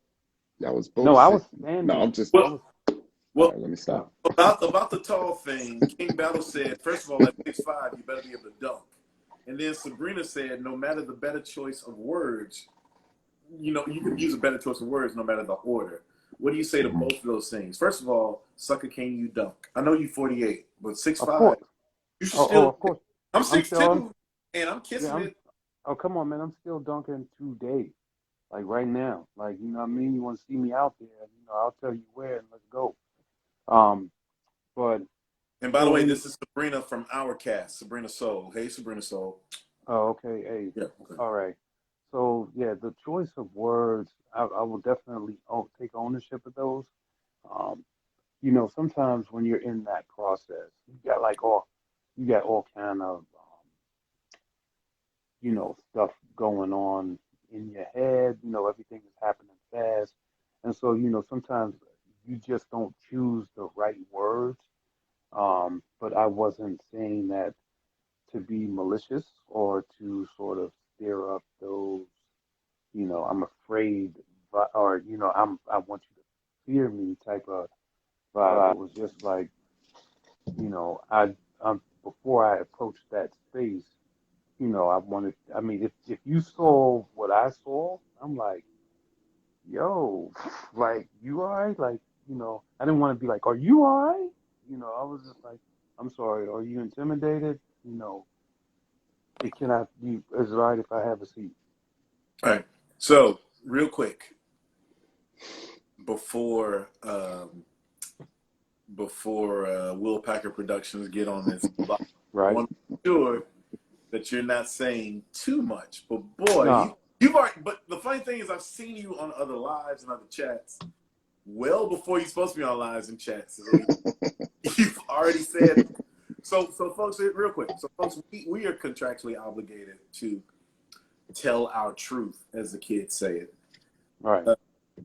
to certain people first and all that. This is a gray area right now because cast members to cast members past shows just having a nice chat, sipping for a Right. chat. It's nifty. So you all are getting. Shawn, you know damn well. Well, Tyrone, I'm just trying to help the brother out, and I'm also trying to like pub us up because you're getting some juicy stuff from us that is exclusive. Because Paul has said, "Fuck it." Hey, Paul, where are you living in the DMV, by the way? If you could give me I'm just everywhere. an idea, you don't have to I'm say exactly uptown, downtown. That's a No, good I'm in transition there, Shawn. northeast, where you at. northeast, Corned beef? northeast. Oh, Northeast. Oh, man. So you in the city? So you actually Mhm. in the city? Mhm. Oh, bro, we need to get up sometime, man. For sure. For sure. I'm in the well, shit. People see it on the website. I'm in Mount Vernon / Show. We I'm not far Okay. from here, we should Yeah. ask Yeah. Yeah. Paul No questions doubt. to put him on the spot. man. Yeah. How would you compare your group of ladies to our group of ladies? That's a great question. Yeah. Well, I don't mind answering that question. Oh I'll shit. Don't answer Oh like shit. this here. I if I had the choice, um, I would have brought myself to your season and our season. The kid's eyes are wide open. He just and Brendan was like, Tyrone, you know No, good I'm going. enough. You Yeah, can't answer that question. yeah. I would have brought my You'll never season. date again in DC. Well, whatever. He's on it now. Hmm. Shit. Yeah, I would have brought my season to your season, and I mean, we'd have commingled and we'd have had a 20, a 40 on 40 squad. That's not what I asked you, Paul. That's a What would terrible answer, by the way. That's not what I Okay, asked you. That's a so horrible in answer. comparison, That is there not. were well, I'll tell you this. They, given the fact of some of the drama that I saw, right, versus the experiences that I had, I think I was in the right place. You're in the right place. I think I was Are in the you right place. saying? Are you saying what I think you're saying? I don't know what the There fuck was he just said. less What you talking drama? about? Is he saying? What you thinking? I So don't know what so that Because just I said, feel Ty. like, What did you just say, Ty? I huh? think that I think he's funny. I know I'm seeing some things with the ladies on your Welcome to my cast. chat, boy. You know, I'm Yeah, seeing some yeah. things. Okay. So But I'm I good at think reading people, so it's a yeah. little bit different. But no, Okay, go that's ahead, what's Peel. up. You got it. Yeah. So I feel like I said, at the end of the day, I think that I was in the right space. I think I could have navigated pretty good through y'all's cast, but I was happy to rock with the people that I was with for sure because we like fans. That is a I do have this question. Coming after our tumultuous season, but I think it's almost like consensus that our season was the least well received. It was the Mm, most dramatic, but I don't think people mm, enjoyed it I as much think as I passing. think our season was #1 on the charts, No, right? it was number one on the charts because of the controversy, mm, because it was so new. But I do mm. think it was like, boy, people got a headache every time they watch each episode, and that's not what the standard fan base of the show is. Coming after our season and all the controversies and what have you and the questions, did you worry about how you would be received? Yeah, because I had heard so much in the on the blogs and stuff like that. There's a lot of people that was just like, yeah, I don't know where they got these folks from. Just they was just brutal, just Yeah, it super was. critical. And I was just like, okay, so now we have to go into this fire fireball right afterwards. Good. Um, right, and then one of the things that I wasn't really happy to know was, first off, no casting.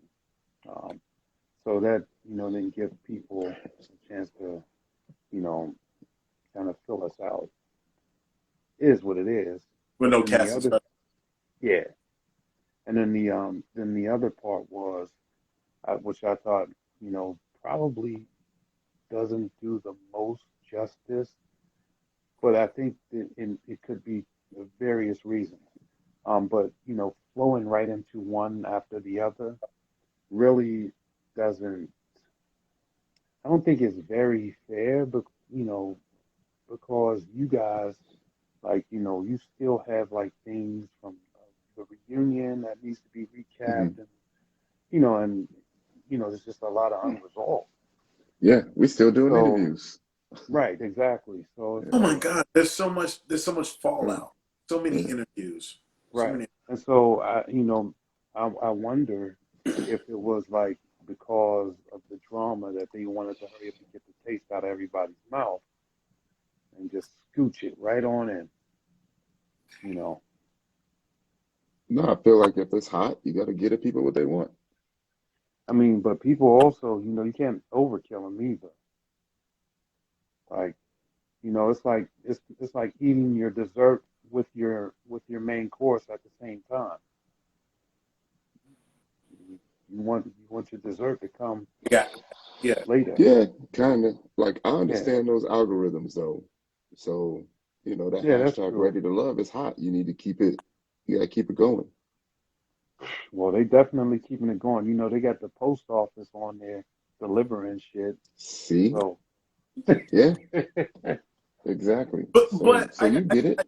I find you to be a little more harmless than whatever people think was toxic about our show, right, because we're still contractually bound to say certain things a certain way.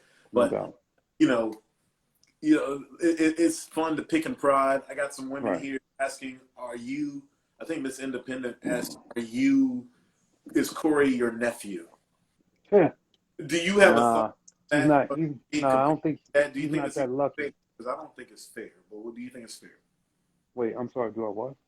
Do you think it's fair that someone just compared you to Corey or asked if you were related to Corey, like if he was your nephew? Nah, I don't care about that. Corey's not Yeah. that lucky to be my nephew. I mean, like that's in the end, like that's a fan thing, right? You got to get the fans, That's right, Ty. It's a fan let thing. the fans be fans, Mm-hmm. Yeah, nah, no right? doubt. No, I don't care about that. Actually, I don't, at the end of the day, I don't care. If I'm gonna be honest with you, at the end of the day, I don't care what anybody says but the bank. That's So, right. Who That's pays your what's up. bills? What pays your bills? right. Yeah, I mean, if what people were saying about me, you know, came with a salary, like the more shit that people talk, the more money that leaves out the bank, then Mm. yeah, I would be defending that shit like hell. But nah, man, I want the fans to talk. Sometimes this is what I say. I say sometimes, people go to the bullfight and they Mm, root for the bull because they hmm. want to see that bull get fuck somebody up. You understand what I'm Yeah, saying? They don't want the underdog to win. And so you just have to see how if the bull gores the guy or if the guy, runs out and gets away from the bull. But there's something exciting about watching that because of the possibilities. And so what that does is that builds up all of this hype and it may go up, up, up, or it may just go right down. Who Mm. knows? But it's, being able to have like the fans of the show talk one way or another, I think it's interesting. It's very entertaining to me.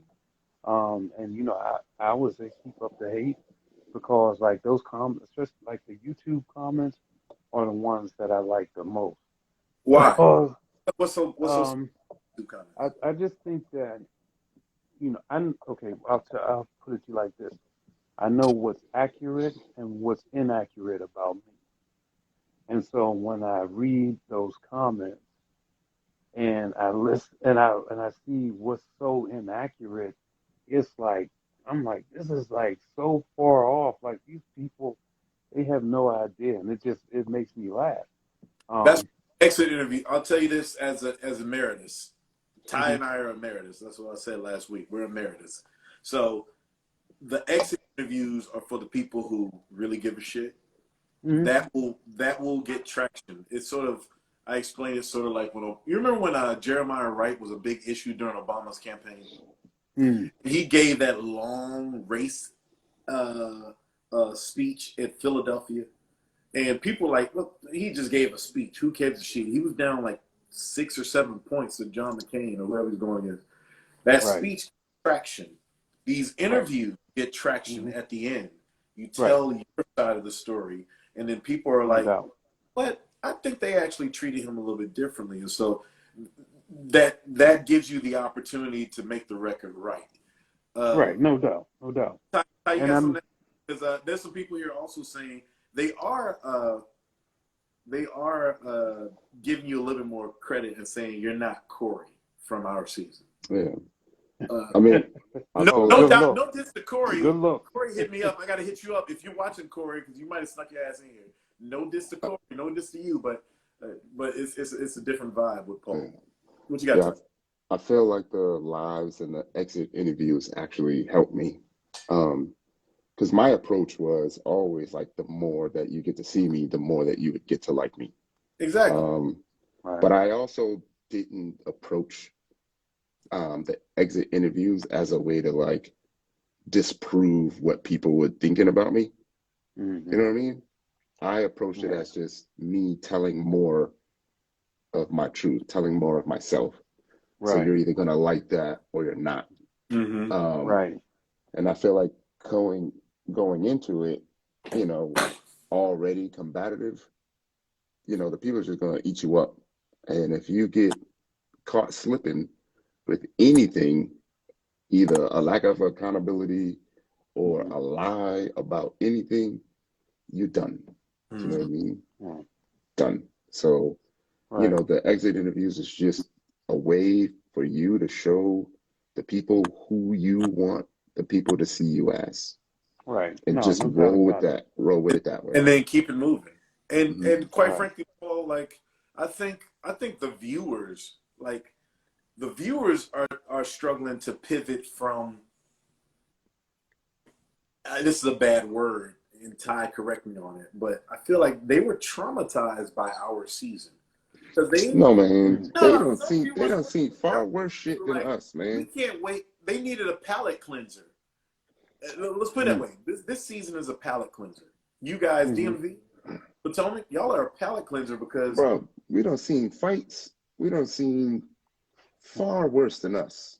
You know what I yeah, but mean? those fights seem more justified than the shit that we had I going think it just seems worse because we weren't Oh really boy. expecting that. seem more reasonable than what we had. Like we had Mean Girls, we had rivalries, I we had think we had a we really had good Jeff mix of Probst come out of nowhere from Survivor. Like what the all hell? that shit. Like Like we had Yeah. personality, we had beauty, we had sass, we had drama, Uniquely we had Sherry a Yeah. little says, bit of Shawn, we your had a little season bit was of mentally everything. exhausting. It wasn't my fault. Lady Chambers 702 says it wasn't all that bad. No, When it she wasn't said that when bad. she has to say that bad instead of it wasn't all Like that. it was a lot of drama compared to like other Ready Mm. to Love seasons, but I mean we've had Yeah. I from must the have failed. lowest of the lows to like the highest of the highs. Like we had some genuinely great people. You know Here's what I something mean? interesting, Ty. Five Yeah. Months to Fall, who has been commenting throughout, said, Mm. no, Ty, your season was the most drama, period. But then she says, sorry, it was the best, but it was a lot. Yeah, it Oh was boy. good. And then we actually brought like Sabrina saying, like we actually brought like real shit to the screen. You know what I Mm-hmm. mean? There Mental was some people health, issues. domestic violence, Yeah. Mm. colorism, you know what I mean? Bullying. Yeah. Yeah. That. We actually got to Yeah. touch on a lot of the shit that we should be talking about in America. Right. It made a Right. show that was like frivolous, let's just find love, realize, oh, there's some real life stuff that comes before you find love with the people Right. you're. Right. Right. So that's Yeah, Right. that's legitimately fair. yeah. Yeah. Yeah. I can see that. I can definitely see that. So I Shout have out a to question. Sabrina who's still up with us. Yeah, Sabrina. Sabrina. How the All family right. doing? Right. Hey, you know Call what, here in Hey, Richmond hey, I next think week. I'd be seeing Look, Sabrina up at like 4 in the so, morning too. yeah, I Man, I'd wanted to be say, like, yo, let me tell you, wanted to when say, we have to deal with what Sabrina has to deal with, your ass is up at 4 in the morning, yeah. at yeah, 7 o'clock in the morning, all that shit. I might be in Richmond next month, Sabrina. I'll hit you up if I am. We'll have lunch. Mm-hmm. She's yeah, working. hey, Says, hey, you can't say it at this time of night, Sabrina, that you're working. No, like when she wake up in the morning, work. yeah, I had a Sometimes that chance. drive would just wake your ass up. You don't even need no alarm clock. You know Yeah, what I I had a mean? chance to watch that review from you, Sabrina, and I wanted to tell you personally, thank you for uh, for not pouncing. Um, I'm sure that you've been through this part of the process, Yeah. and you know what I mean. I really appreciate just being fair. We just kind of need to make sure we uplift each other. I understand, that this is a show, and the fans definitely have invested their time and and all of that in watching us. But at the same time, at the end of the day, we're human, and sometimes, when you like in your review in particular, it was pretty um, it was pretty cool. I think some of the things that you said was was accurate, and we didn't have to get beat up for you to make your point. So I appreciate that. Mm-hmm. Yeah. Just want to tell you that. Let me ask you something, Paul. What Yeah. made you say, yeah, I'll do the show? All right, so I'll tell you. So I never went, Did you get that, out. Paul? Hold on, I didn't mean to cut you off. Yeah, Sabrina's You made got an the invite from you, Sabrina. Paul. Make sure you You're go gonna- on You and see? talk. Oh, okay. You send me an invite? Yep. Miss Sabrina Soul on Oh, YouTube. okay. Oh, okay. Yeah. I got you. I definitely rock with you. Just don't say when Um, be, all right? just don't say what? Just don't say when that time will be when you're able to get on her show. Oh, yeah. Yeah, Yo, well, y'all want to hear it funny though, real quick? I'm actually supposed to be mad at Shawn because oh, Why you mad at me? Shawn is the reason I got the extra vote. whoa. Had Shawn not That's the producer came, reason. That has nothing to do with me. That has nothing to do Well, with me. That's the definitely. producer's reason. they sent 2 dudes home that week because They of Shawn. did. They did. Yeah, they did, but it's What? cool. It's cool. I have nothing to do with these things. See those curveballs, man. Those curveballs and all that stuff, man. Yo, so I got a question about the curveballs. So I didn't answer your question, but go ahead. We'll skip past. I'll we'll skip definitely do Sean's it. question. I'll Go do it, ahead. Sabrina. How do you handle the fact that you know that you have multiple curveballs, but you still need to have a connection with the people that's there? Like, that is true player of whoever could get through that shit. And that's what I'm saying. So that was hard because that took me out of who I am, as a person. And I'm like, damn, I really gotta just, open up now. I'm already, in a space or whatever. I have to do that. Really? So when I Okay. thought about that, when I thought You about the know what? whole, Sabrina yeah, said we're talking too much. Yeah, you do too much. You are. no, Okay. Right. no, we're just talking about in general, the thought process of having to do that, just to think in those terms, because he said that, um, you know, he did his thing, and yeah, just having that looming in the back of your mind is like, I'm gonna have to try to be untraditional here. So I didn't Yeah. really like it, and it wasn't my thing. It wasn't my favorite thing to think about. So yeah, that's not who I am. So I didn't really, Yeah. it didn't make me feel good at all. All right. Yeah. So I'm gonna put y'all on let's say a 10-minute warning. I had 10% battery.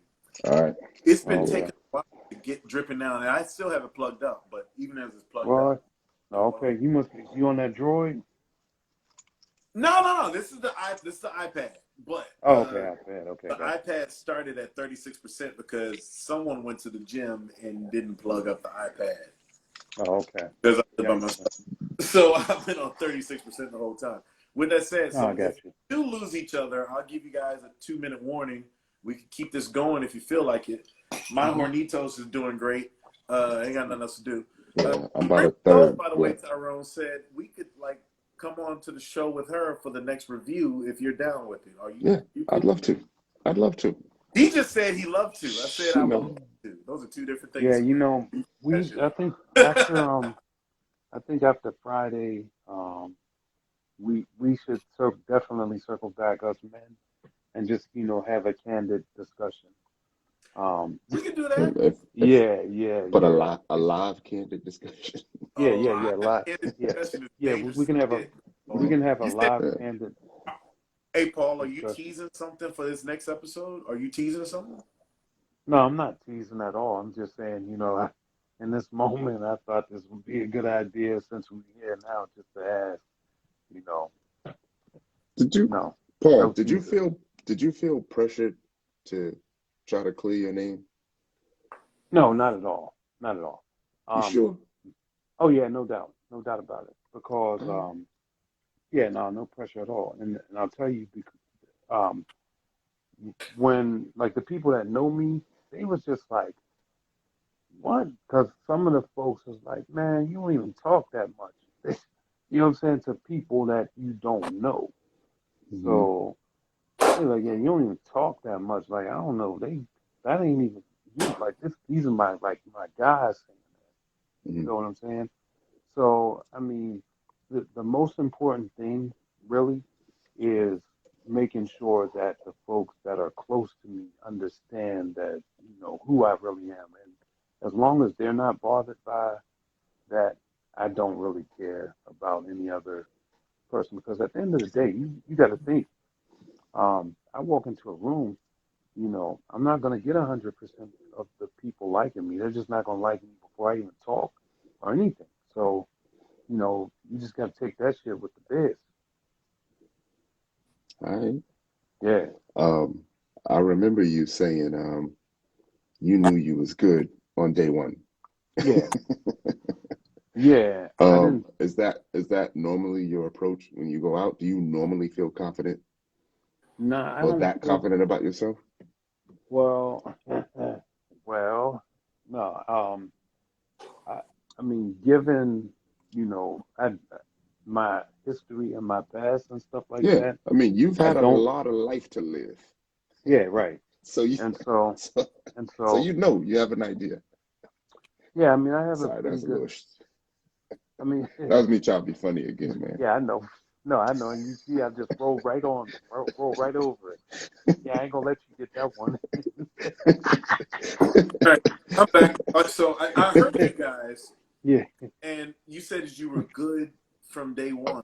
Was that No, because you made your well, competition? I would say this. No, I'm not gonna say that. I'm not saying that I was good in that respect, but I had really dope conversations with other folks.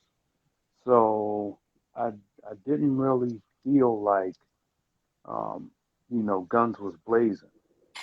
Now, of course, I never was in the back rooms or whatever, when they were having discussions. But like I said, my feelings was, nah, this ain't gonna happen for me today.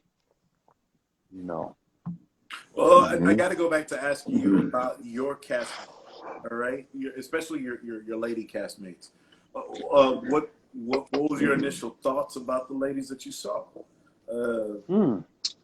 I and So, got it. Yeah. and within 2 minutes or less. We're oh, gonna because we got to get some more stuff in here because the ladies are wanting some other stuff in here too.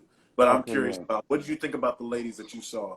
Your cat I, because they're either really short or they're really tall. It seemed right, like and so carried on. right, and right. So first things first, I don't normally go for tall, right?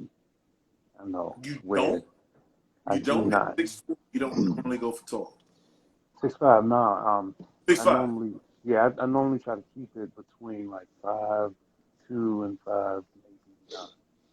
That's Jack Johnson, Sherry. Jack Johnson. You Yeah, so so they were okay. Carry on. Go ahead. I'm gonna let you right. go. So, but I thought that it was a good range um, of of different variety. It was like so it didn't really matter like okay, you want light skin, you want light skin short, you want light skin thick, you know what I mean? There's a It lot of had it. people It was saying that your ass wouldn't have liked anybody, including Sabrina from our Yeah. cast, really why? It's all like that. because he's six Sabrina Star, five yeah. eleven, 5'10", 5'11". Oh man, wow, Sabrina looks good too. Um, yeah. Wait a minute, that's your goddamn answer. What? That's your answer. Wait a minute. Well, okay, I'm sorry. Wait a minute. You Yes, just she disqualified did. half the sequoias in America Hmm. and No, said, "Oh shit, that's my no. type. Beauty as hell." Like, what So, so, so what I would say though is, um, I know, and y'all just flushing me down the toilet right now. We'll see. Appreciate you showing up, giving us a lot of insight. Hopefully, Yeah, you nah. can at the end of this shit because you've said a lot of things early. But Right. we cool, Paul. We cool. We're just saying. Yeah. Come on. But I'll tell you this Though. though. Right. So what I was saying though, that's my typical no, right? In the process, or after completing this whole process, my whole thoughts around, that is, it's like, you can't just be pigeonholed, right? You can't just I have, think you might be no, saying too much, Paul. no, I'm not. You I'm sure? not. Yeah, I'm definitely, yeah. I'm just saying, in general, given the fact that I've been through that, lessons learned throughout the whole thing is like, yo, people are going to be different. And, sometimes you don't have to stay in one lane. And, we were all, everybody from the show is all asked to build some sort of connection. And this is just in, if you go from Houston to Atlanta or whatever, you're supposed to at least have some sort of interaction with everybody. You should, right? Uh-huh. And in doing that, you encounter different types of people. Mm-hmm. Right. And so you learn in the process that, you can't just always stick to what you're used to because that is the task. All right, Paul. So they said that one chick said that Lady Chambers said your 2 minutes was up an hour ago. Damn. Can I get two more? Nah. Let me tell you something. As a person who gets a lot of "you talk too goddamn much" type of things, with that said, that means you're eloquent. All right. With that said, it was up an hour ago. So Okay, no doubt. we're gonna move on. We're gonna pivot. We're not gonna move on. We're gonna pivot and glide into some other topics. And you're welcome to stay with us because Ty and I, we like to talk. I had a follow up. We got Yeah. real quick. So I'm at 8% on my iPad. So you good? It's an iPad. It's an iPad with the charger up. So that means we got 15 minutes at least. Yeah. Right. And then after that, we could either go to Thai feed or I'll launch it again on my phone. But we have 15 minutes, so let's talk I'm about. At 8. I'm at 8% alcohol. I'm sorry. Go ahead. I had a follow-up question for Paul that I feel the people would get a good idea of the kind of guy you are. You got it, Ty. Go for it. With this question. Oh, okay. So you know how they ask you who's at your top and who's at your bottom, right? Mm-hmm. When you answer that question, who's going to be at your bottom. They're going to see that eventually, right? Oh, yeah. How did you feel, when you had to answer that question? I didn't feel shit because Paul, I gave you the alley-oop, Paul. Wait a minute. Really an alley-oop? That was the biggest softball question I could have thought of, Paul. You literally said you didn't give a shit. No. Damn it. No. I said I didn't feel. I'm not that I didn't give a shit. I didn't feel shit because, it's a necessary part of the process, right? And you have to when you have to disconnect yourself from doing the wrong or doing the right thing, you have to disconnect yourself from the emotional part of it. Time out, Paul. Right. I handed the ball to Ty. Yeah, I thought to run out the clock and do other things. We go to other subjects. He's opened up another can of worms. So what we're not gonna do is revisit. It's not your fault though. It's not your fault. I did it. I said I got 15 whole minutes on this thing. And by the way, someone said that, oh, Shawn, you're trying to get off the thing. No, I can talk all night. This Hornitos is smooth. But I'm gonna switch over to my phone whenever this battery dies here on this feed. Yeah. You're welcome to join me. You're welcome not to join me. These boys welcome to join me. They're not welcome to join me. What I'm saying is, we are trying to get as many subjects in within the time zones and work schedules you ladies who've blessed us with your visitations. Because It's not Right. just 30, it's the 30 at different minutes. It's like 2,000 people have watched us at some point or time tonight. So Mm, I would, we're trying to keep this going. And right. with that said, Paul, you got Let's 30 seconds marathon to answer whatever the hell Ty just asked you, and then we're going to move on. it. You're on Okay, the so clock. Yeah. right, I got you. So at the end of the day, I really didn't feel any type of way. It's like it has to be done.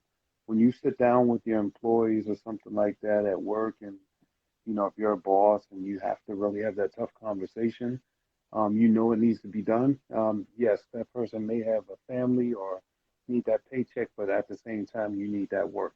And if you ain't getting that work, you got to disconnect yourself and move forward. So no, I didn't feel any type of way. Um, if I did, if I had to throw somebody at the bottom. All right. And So, if I and if they made it to the bottom, there was a reason. Um,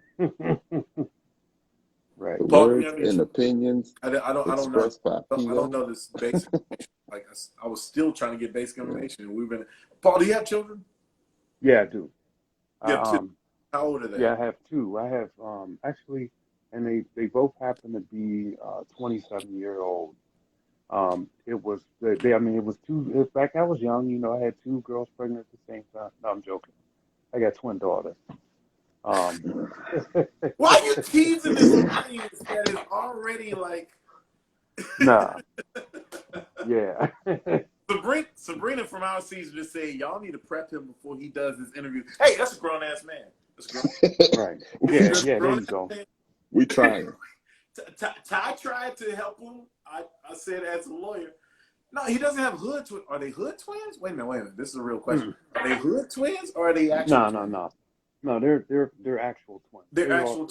Are they fraternal. fraternal Yeah, or do they yeah. They're look alike? fraternal. They're They're fraternal. fraternal. Yeah. Now that's So I that's had experience, right? Are they boy girl? Or you said that two no. daughters. It's actually two girls. I have Two girls two who look different, daughters. but they're the same birthday. Yeah, the same birthday. Yep, How would same you birthday. feel if a dude asked your daughters, "Are you intimidated?" What would you want Um. their response to be? Okay. All right. So I'll tell you this first off. And are your daughters married right now? One of my daughters is married. Oh, you know what the follow-up question gonna Well, be. shit. Well, all right. Go Before y'all ahead. get down this rabbit hole, I have Go to ahead. treat this like a game show host on Password. So, 45 seconds to Paul. Tyrone, Right. 15 seconds for a follow up, and then we Right. move on to the next question that progresses So your question it. was, how would I feel if my daughter's, uh, if somebody said to my daughter, "Are you intimidated?" What would you want their response to be? Well, first off, I would need to understand what the environment was, right? Because that can happen in different environments, like on a job interview, or taking, if you're sitting in Mm-mm. an environment where, No, yeah. no. So it P.O. is depends. sitting across. P.O. is sitting across with someone similar, Hmm. 6'4", 6'5". It was like, A jock from the campus that he just are visited, you left his intimidated? daughter at. Are you intimidated right now? Yeah. Ooh, look at that question. I don't think that would bother me. I wouldn't be bothered by that at But all what would because, you want her response to be? um, to be honest, so whatever that meant in that moment. I mean, she's. I think I raised them good enough to know, what they need to do and what they need not to do. So yeah, I mean, I would say do what you do. Paul, the answer is to reverse it. Hey, Tyrone, aren't you a father? What would you do? That's the answer. The Right, answer is to reverse it on your questionnaire. right Deflect, on. brother, deflect. This is part of the training I'm going to have to put you through before you see these other people whenever you Right. are eliminated or the. I think my daughter's answer would have been quick and easy. Nope, I am I not, mean, sir. and I probably, my daughter probably would have said something similar, or probably would have been some curse words, depending on the situation. Okay, let's. so you understand the brevity of the question then. Yeah, it would depend, like I said, on the. It would depend on the See, circumstances that happened in, though. Right. Paul, You know you what I'm good, saying? man. I give you that. What? You good. Define good. Define Right, He good. right, good. He What exactly. is good at good in your estimation right now? I mean, there's things that I mean the awareness because he didn't recognize the softball question, but you know, other than that. Yeah, he sloughed it So off. so what was the follow up about the marriage? If your daughter's marriage Hmm. failed and the dude she just met was like, so what did you do? So if it was in that Hey, situation, Brady. Oh, sorry, my high school classmate. Hey, Brady, what's going on, boy? Hmm. Carry on. hold on, one You second. got it, Paul. You got it. Yeah. So I'm so glad you asked that question because when I divorced my daughter's mom, I just recently had a conversation with her because my daughter said to me, can you tell me what happened between you and my mom, right? So that I don't repeat those same things in our, in my marriage, or, you know, so that I can be able to avoid those sorts of conflicts. Um, so if, if somebody asks my daughter that question, I would expect her response to be um, more along the lines of, the truth. But the thing is if you're going to lead a conversation with that, right? If you lead with the negative, right? Because if somebody's sitting down to talk to my daughter, and in a way that they want to court her, and the first thing she does is lead with that negative um, uh, opening, then that needs to be followed up with the why too. Like I wouldn't expect my daughter to say, "Well, I was married, or 10 years ago, I was married for a year and a half, and then I was divorced," and you know, then say, yeah, I would want her to elaborate, well, as to why, because why are you throwing that out there out of nowhere, right? Well, Hold on, but I do have a it's the question way you for both of you. Like, phrased the both of question. you. I'm sorry. Go ahead, Paul. Go ahead, Sean. I'm gonna cauterize this for a second. Both of you, as men who have children, what's it Mhm. like dating right now? And do you penalize people who may have different perspectives on the child rearing experience, however that may be? I'm going to start with Tyrone because Tyrone's more succinct. I have I have never, ever, ever in my life ever denied my daughter. I have friends that have kids, multiple kids. They get asked that question, "Do you have kids?" And they would be like, "Nah, I don't have kids." Hmm. Right? And sometimes they'll be like, "That's none of their business right now." You know what I mean? That's my own privacy. But me, when it came to my daughter, like I didn't give a shit. I have a daughter. You either gonna like it or you're not. Well, if they have children or they still have aspirations for children, is that a Yeah. problem? No, Not at all. no. I have a child. Why would it be an issue? It No, would no. not be an issue. I'm just like, Oh, because some people are like, uh, well, I'm done with that part of my life, cleaning diapers or wiping snotty yeah. noses. I understand. I am empathetic of how they would feel about that. Hmm. On to you, Paul. I'm good. I'm good either way. Oh, sorry. Yeah. Yeah, no, I don't think I would ever have any reason to do that. I mean, other than safety concerns, right? Um, but no, I would never deny um, the fact that I had children. And then at the same time, if to tack on to the follow up, no, I would never. If I was married, right, to someone and that woman was my wife,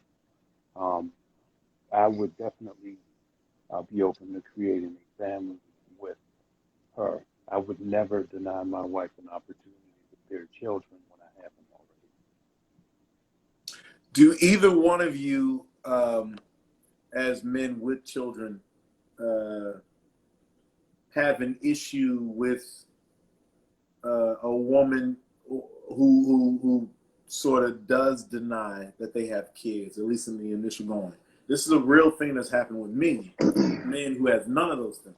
Or do you think that someone is weird for not having children at 44 and older? Because Oh, you mean like 44 and older.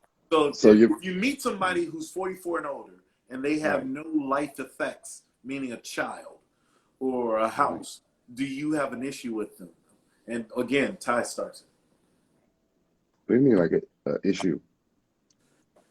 You mean like they're 44 and they don't have no kids? Yeah. Okay.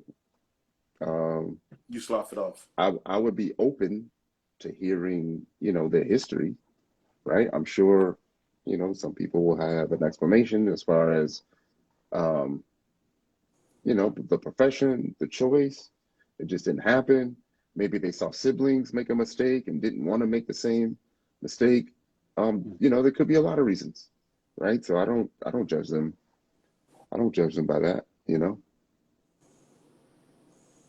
Paul, you're on the clock, and I got a question, a great You question. walked away with someone from the show. How long Uh, would you wait to introduce them to your kids?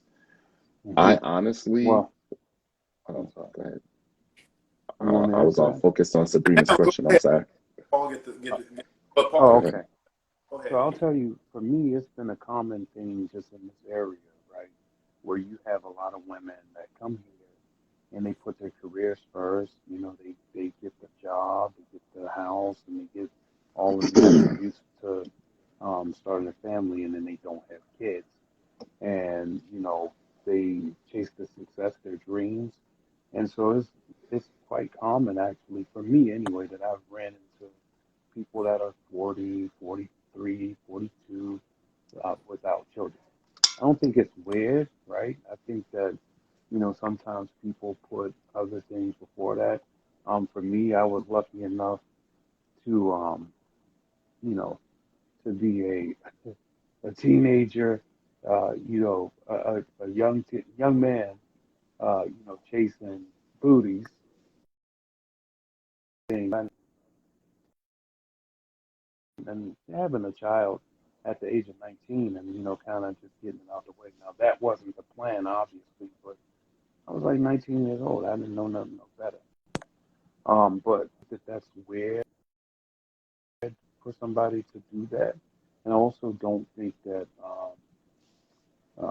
I think it's strange if a woman tells you that they don't have kids and they do, because then my thing is like, well, how'd you fuck those kids' lives up or something? I'm thinking that in my head. What have you done Paul, you just that you did it don't? again, man. What? Yeah, yeah. You just did it In again. in my head, I Yeah. said, in my head, I'm thinking, how'd you fuck that up? Because if you're sitting there, hold on, if you're sitting there hiding these kids from me, there has to be a reason, right? That you're not Oh, well, throwing it out there. that's an answer. Maybe she don't like you That's an enough to answer. That's an tell answer. you about her kids. No, You but ever he was approach saying, it no, that hold way? on. No, he was saying that Mm. you were dealing with somebody for a while, right? And they No, didn't he was tell you. saying, yeah, he was saying that you Right. meet a So, woman, well, she I mean, didn't if tell they, you that she had kids. She So she was your she was very hesitant yeah, to tell and you then your the response reality was, of her how kid. did you fuck that up? no, see, now you're doing what they did. No, what I'm saying is, I said in my head, I'm thinking to myself, well, how the hell did you fuck that up then? If I Paul, find out later on that you had them through do, whatever or whatever, because that's kind of like first things first. Like, do you have kids? Yes. Do you have a job? Yes. These are like the first things that someone says. Now, if you say no, I don't have kids, and then, a year or 5 months, 6 months down the line, oh, by the way, I just want to let you know I have kids. What the fuck did you do that you had Paul, to hide these kids from me, Paul, Paul, Tyrone? do you feel like that is a negative thought to have? Like you don't see anything wrong with I don't those think those pessimistic thoughts on the woman? no, I think it's very negative though for someone to lie to you for that long. So there's something wrong with that But the picture if you're lying to me Well, okay, so after I can understand that you are saying that they're lying. But the thing is, the reason that they're lying there's no is but see is a negative reason. You're automatically assuming that it's a negative reason. no, I'm not assuming that. I'm saying though, listen, here's the thing. The only reason why people lie is because they're afraid to tell the truth. It's not. It's not. well, It's well, not. Well, what? It's not they're Well, afraid to tell the truth. Maybe you're not worthy of their truth. well, then why are you with me? Y'all Why just you met. here? He just said y'all just No, met. he said no. We well, talking about And what if time. it's not We're something talking about about down the you that's line, giving them reason to not, give it all to you? well, I got. bruh. Listen, that's a problem, bro. Off top, certain things that you just do. Like you have a job, yes, and then you find out later on down the line somebody didn't ever had the job when you met them. Well, what the hell we lying about that Well, for? I, I'll tell you this real quick. People have lied. Someone asked, why would a woman lie about her kids? I've had women meet me and lie about their kids because they are already preemptively thinking that their kids would be a no-go for me. There are people who do that. Okay. They get you involved, and then they will like, oh, now that you get to meet my people, whatever. Which brings me to the question that Sabrina had about 3 minutes ago. If you met someone from the show, how long before you introduce them to your kid? Yeah. So the Oh, thing, so Because in we're my all mind, shows. I don't have kids. That's a question yeah. for you two gents. Go. Okay, you so said what? in my Wait. mind, Clarify that one more time. You said what? If you met someone on the show, how long before you actually introduce them to yeah, the person you met? I'm gonna ask that Oh, because I was actually almost in that situation. But in my mind, I would be thinking, what was it about me that made her not feel like she could tell the truth? Like I why? wouldn't automatically approach it like there's something wrong with her. Well, why does it have to be She you? Why lying does for a something have to reason, you be know what I mean? wrong with you though? Why would there Because have that's to be just the something way that wrong I with would you? approach it. I wouldn't automatically Well, assume but then that's that it's self-infliction her. though, and you're absorbing somebody else's mistakes Because or it's got to somebody start, else. it starts with me, right? It starts with how Well, it I starts make with them feel, them right? though. Because they're Listen, strangers. You know what I yeah, mean? but it starts with them because they're the ones that initiates the lie, right? Because you're coming pure, you're coming like the open book, and Well, here it well, is, and But here they it don't, is, someone is throwing the darts from the door. Like my thing is this here. There's certain things or certain grounds that have to be established, right?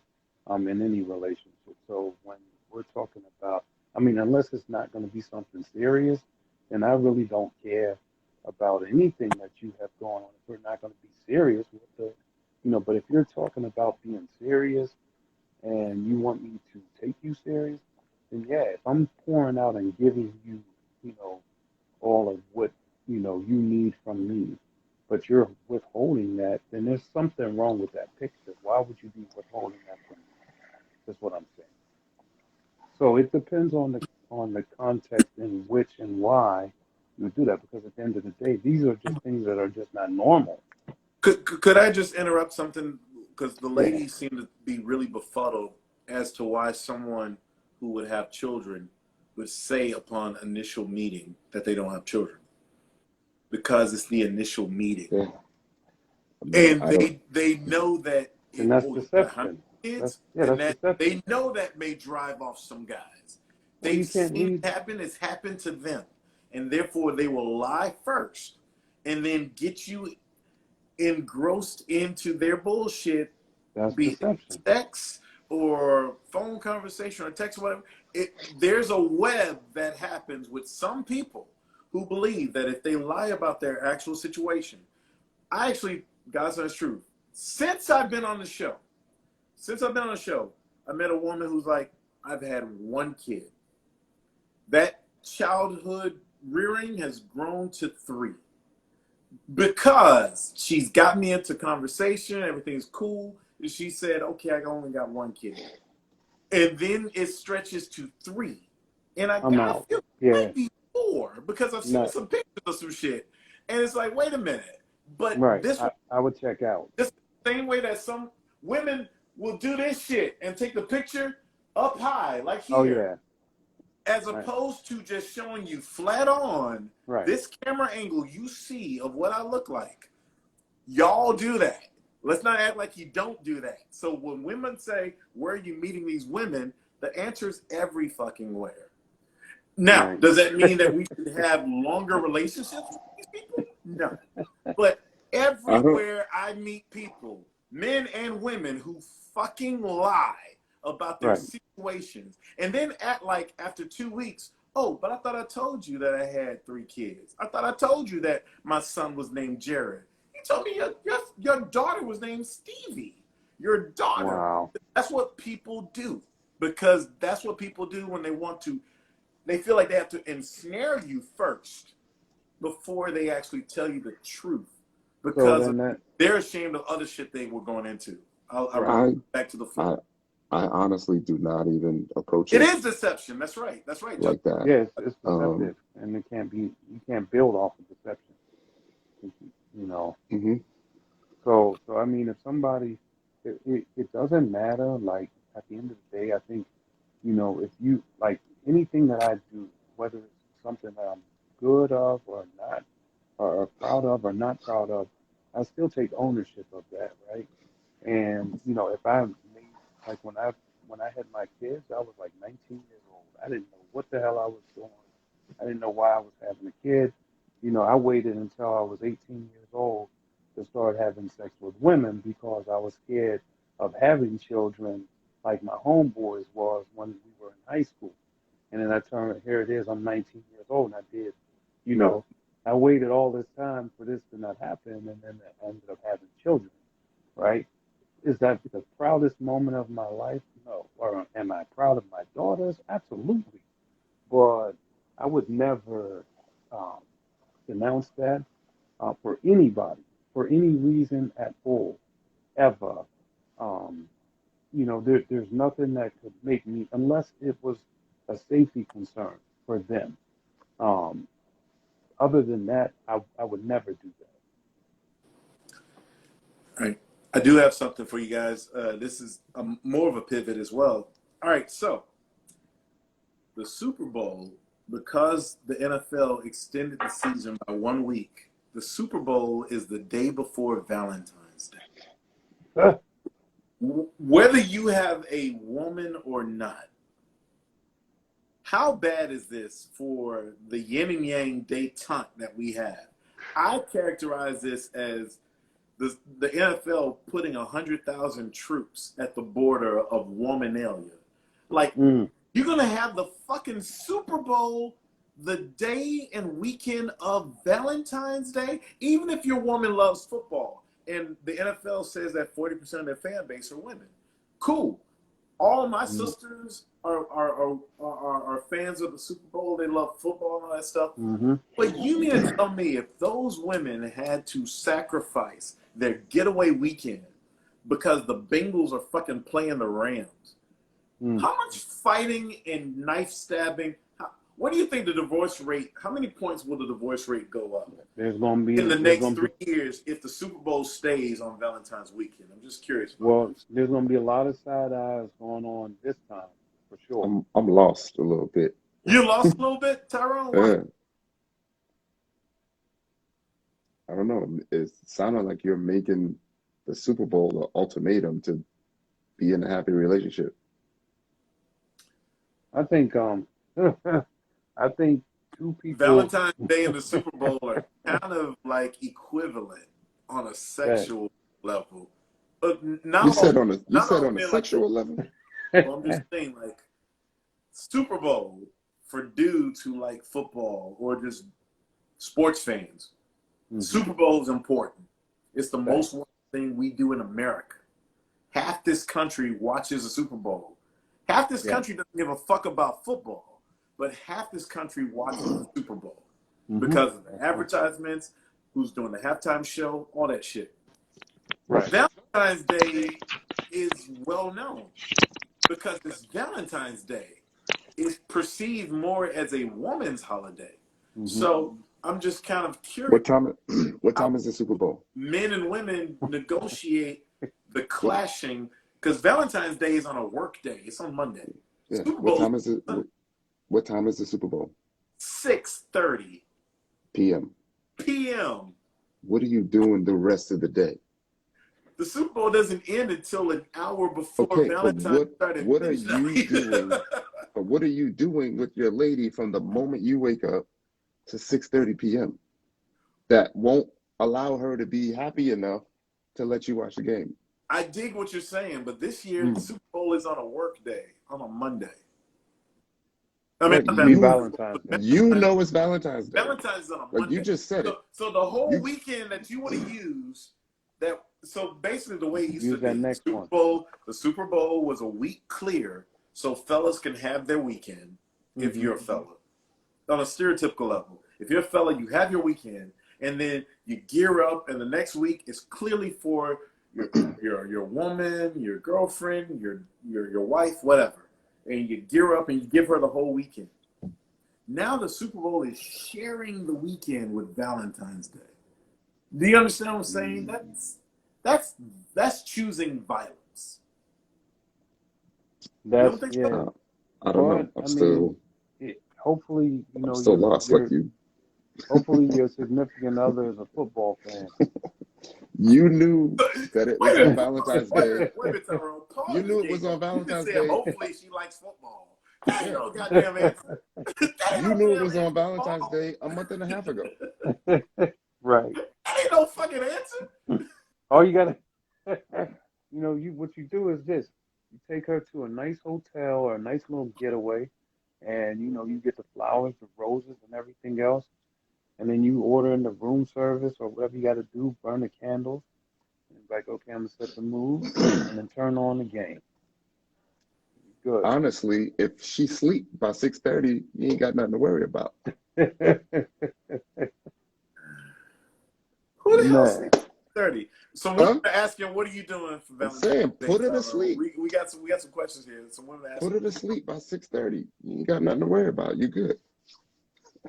All right, maybe I should ask some of the women here. Well, ladies, I'm asking. So, Valentine's Day is the Monday after Super Bowl. The Monday. So what are you doing that weekend? Do you expect your man to ignore the game altogether? Are you truncating your getaway weekend? What are you doing? Let's talk about it. I don't know. Shawn, he's going to put her to sleep.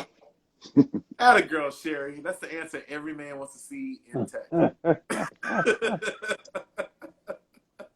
That's what I'm talking about, Ty. Monique. Hey, yeah, you better make some. You buy him tickets to go to the game. He does the rest. That's what Sabrina's the game was like 33K, ain't it? Extra generous, Sabrina.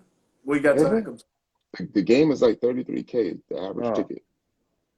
So yeah. Damn, well, you're not going to the game. I'm talking about just a regular, like a Super Bowl party that you're used to having. The regular Super Bowl regalia that happens when it's the Super Bowl weekend.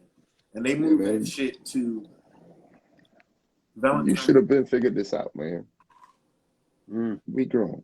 Too easy. Too easy. Yeah. Old girl saying, Ty, who you putting to sleep? Nobody this year. Anyway, there was a question about meeting the kids, right? You were gonna ask? Yeah. So the question about meeting the kids is like, so you met someone on the show. How soon do you take them to see your kids?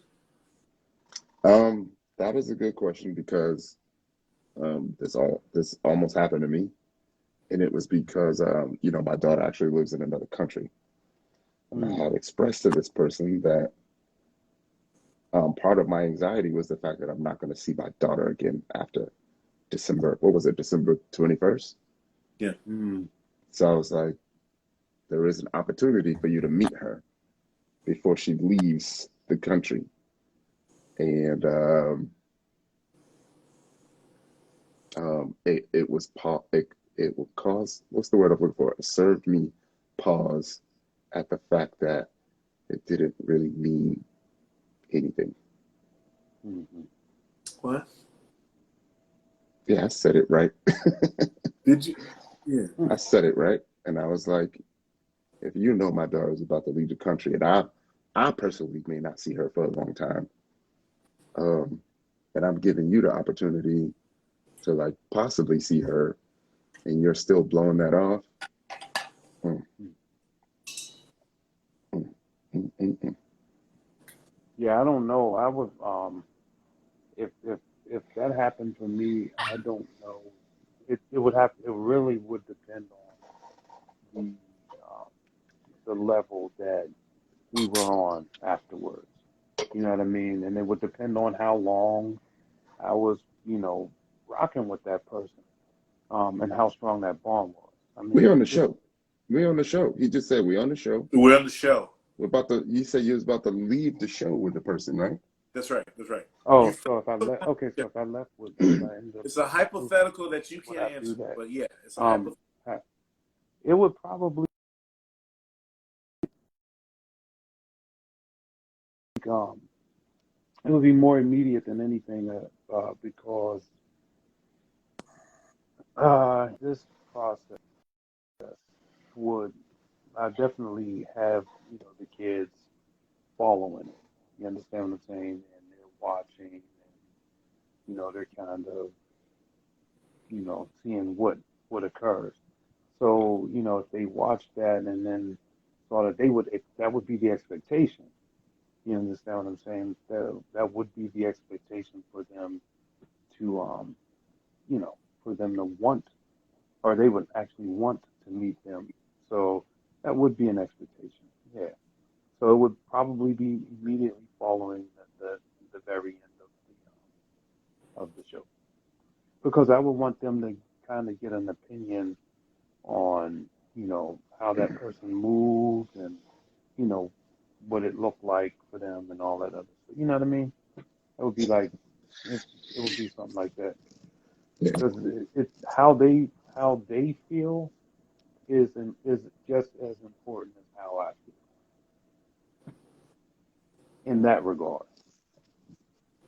And that's a dope answer. Yeah. There's a question that's been echoed twice. Are those Christmas light blinking, or is that a TV on that's on mute behind you? Oh, in front of me. Yeah, yeah, yeah. Oh yeah, that's the TV. She said Uniquely Christmas light. Sherry says, I'm not introducing my daughter to any man that I'm not planning on a long-term relationship with. Breeley21 says, if you felt comfortable enough for your daughter to meet the person and they had no interest, that would be discouraging. So are Tyrone, someone asked, where is your daughter, if you feel like divulging that information? Yeah. I'm not answering that. All right. That's what I thought. That's what I thought. You see what I see. She's out of You the see what I country. see. But she's Yeah. far away, people, and Yeah. she is in good hands, and Tyrone's a great father. I know this firsthand.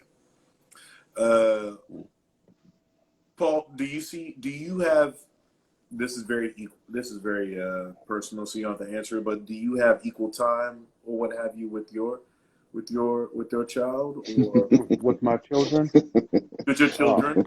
um, wow, no, because for one of my daughters is married, so I ain't definitely gonna get no time with them until but my daughters are 27 years old, so They're of age. Yeah, yeah, so yeah. they holler at me, and they get some money and do whatever they want to do, or it's my girl, so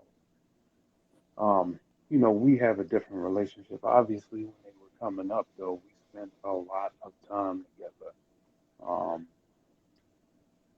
I spent I actually was a single parent for about a year, so that was good, and there was no harm in that, or there was no reason, like in terms of the mom or whatever. It was just something that worked out because of where I was living and where my daughters were going to school at. you know, they lived with me, and then they would go home and visit their mom on the weekends. So I spent, you know, um, a whole lot of time with them back then. Mm. Yeah, and then like, you know, moving forward though, after they ended up going back home, it was like if I ever wanted to see them, when I wanted to see them, how often I wanted to see them, it was never any issue with that. So yeah, I probably overloaded them because by the time, you know, they turn 16, they don't want to be hanging out at the crib with the dad. You know what I mean? They want to be out there with their girls and doing, you know, girly stuff. So I used to have to beg them, come on, hang out with me and all that stuff. You know. So yeah, yeah. All right. All right. Any other topics, brothers? While I still have 5% on this thing, like I said, I can And flip over then the phone. No, that I five mean, percent, that 5% is like, you know, 50 It's minutes, strong. bro. What I did, I dimmed. I thing. P.O., you want more kids? Do I want more kids? No, I don't want more kids. Um, I mean, yeah, I don't have a burning desire to go, you know, out there and start reflowering the earth. Would I accept that? Yes, it would be very acceptable for me with my wife. Mm-hmm. Right. So that would be what, a year and a half from now? Uh, You're gonna be 50, I hope so. I hope so. Yeah. and your wife Um, God, God willing is what the old folks say. God willing. yeah, you know, that's the goal. Like, you know, at the end of the day, I definitely want to be married sooner than later. It's not like I have a, you know, clock, but Kevin Samuels. I like stability. You know, I like that foundation. I like being able to come home to what's normal, what's I, usual. I saw You are something. you are a Jazzy's 6 got an at best. earthquake, and Ty said it immediately when he saw it too. Go ahead, What's Ty. that? Mister, you are a 6 at best. No, I no, think the point about Kevin Samuels, like, what do we brothers think about his philosophy on women? So these women are asking honestly, some beyond the scratching of surface questions. So anybody want to take on Kevin Samuels? Anyone? honestly, I think um what's the best way to say it? I think I think he speaks, I think he kind of speaks for dudes that have multiple options, Hmm. right? Like Mm-hmm. for dudes that have a lot of options, like what he's saying is spot on, right? Mm-hmm. Like we do judge, you know, the criteria is crazy, and it's because you don't have to settle, right? Um, but obviously everyone doesn't think that way, everyone doesn't feel that way, Mm-hmm. right? But there's a lot of shit that I agree with him about, you know, much as I hate to say it, yeah, there's a lot of shit that I agree with him about. Paul, you got Yeah. to that, or do you want me to Mhm. go first? No, Or I mean that I was pretty much going to, you know, go down that same path as Ty. So double that. all right. Yeah, So, what do I think about Kevin Samuels? I don't think the brother is wrong most of the time when I do listen to him. Here's the thing: I don't indulge him at all. yeah, yeah. I just don't. That's not my nature. That's not my ecosphere of things that I need to get into my system like oatmeal every morning. It's not there. Kevin Samuels is not my oatmeal. That's the first thing. Secondly, I don't even know if the brother is like all that much of a brother. Like he makes some Come on, great Sean. observations. Not the opinions of Shawn Durham, but Shawn Durham's opinions. And he can come at me if he wants to. But I'm not so sure if all these people. I think the easiest thing is to have 85% or 75 to 85% truth in what you needle against the audience that you need. Right. Women follow Kevin Samuels more than anybody else. Straight women. Uh, I don't see men like, boy, what is Kevin saying? There's right. some men who are like, yeah, Kevin said that, he said this and whatever. We check in every now and then. It's like we use that as a backstop to the bullshit that we want to present to some women. But That's true. and that tells you how good he is at what he does with his communication. But I'm not even so sure this is a fella like that's gonna be hanging out with my boys or Mm-hmm. any boys that I know. I'm not saying anything about anything else, but I'm just saying like, okay, all right, that's your opinion.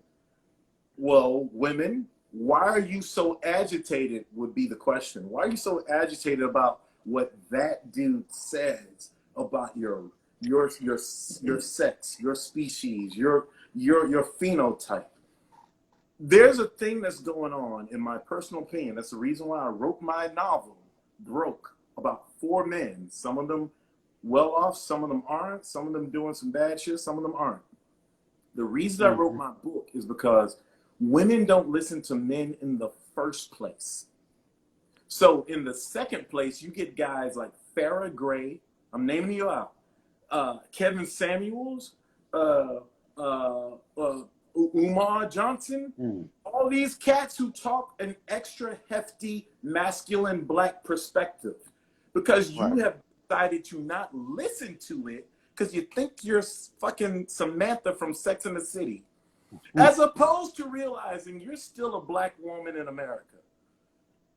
Not that that should demean you, Right. not that that should like denigrate you, but what I'm saying is what you want is always different from what America sells you to be. And there's always a push and pull. Black men Right. are the least listened to persons on earth. And so when Right. we strike a fucking nerve, therefore we get traction. I'm not a Kevin Samuels listener, fan, or acolyte. I could give a frog's ass about Kevin Samuels. If I were to see that man right now down my block, I would think he's delivering the mail. I don't care. But I'm telling you, there's something that he says. It's like in every stereotype, there's kernels of truth. That's why the stereotype exists. And that's why brothers like these YouTube cats, they thrive and they do well. And the opinions of this event are strictly of Shawn Durham's and Shawn Durham's. Yeah. What's the dude's name that impersonates him on YouTube? Who's the dude that impersonates Kevin Samuel? What is it? Actually, Afion Crockett. I think his name. Afion Crockett. Afion I Crockett. forgot. Yeah, I think he's actually a little bit more funnier than him. He's funny But yeah, too. yeah. Yeah. But I'm just personally just put a button hook on my thing. My thing is like, okay, it's easy to say, yeah, black woman, this is your fault because you did such and such. Okay, that's so easy. But there's clearly a deficit in the quality of black men that are being produced in certain type of ways. Well, we should not be judging them or not, whatever. But black men need some help because the nation's foot is always on the black man's neck. No one's listening to the black man. Every time I try to look for a grant when I'm doing a play or I'm doing a creative thing, they're not listening to black men. They're looking for other people. They're looking for BIPOC and black women and other people. They're not looking for black ass, straight ass men. And so Black Lives Matter movement during the pandemic was fascinating to me because we had footage and no one could turn away from it. But since then, I still feel like as a black man, there's some brothers who want to be overly aggressive and want to, I'm going down a huge rabbit hole, but like, all right, Kevin Samuels, all right. My opinion is the brother's found a niche. He wears great suits. They're tailored. He makes great sense. Is he a practical person in practice? We don't know because we also like, he's doing what when black folks look at things as griots or whatever, we look at how is pastor living. And if pastors living differently, I'm not saying Kevin Samuels has a divinity degree, but if you have 2 million followers on your social medias or whatever, and you're saying all these things, and everyone keeps saying, what do you think about this person? What do you think about that person? What do you think about that person? That gives you a ministry. Right. And so my thing about ministry as a son of a barber, where all the pastors came through the barber shop because my dad was that dude. It's about how are you living as well as what you're saying people should do. That's true. I abdicate my time now. Yeah, I thought you were going some. I thought you were going somewhere else with it. I thought you were going to start talking about why black men are bad in relationships and why black men cheat. Because I have the answers for both. I'm not going down that rabbit hole. I don't think Oh Yeah, boy. I there's think it's. I think reason. it. There's a difference between a I reason think it's and simple. yeah. Hmm. What we say? He said it's simple. I think it's a simple response. Mm, What? mm. It's because the women let us. I mean, let them. Yeah, you let them. You let him. And yeah. Also, the reason men cheat. Y'all want to know? Tell us. Men, men, men cheat because the thrill of the hunt outweighs the loss of losing the girl. That's why Well, men cheat. no, there's kind of a different side to that too. I think that Boy, this I, 5% lasting long as hell too. By the way, I okay. dim everything. Everything is. If Go, you go if you for it, felt Paul. like that I want to hear this. woman, Go for it, Paul. if you felt like that woman is the best thing you ever had, Hmm. you would never risk losing it. Well, okay. So sometimes though, you have to understand uh, men and security, right? Um, so if you look at a woman, the most valuable thing on a woman is her body, right? That is the most sacred, the No, most, huh?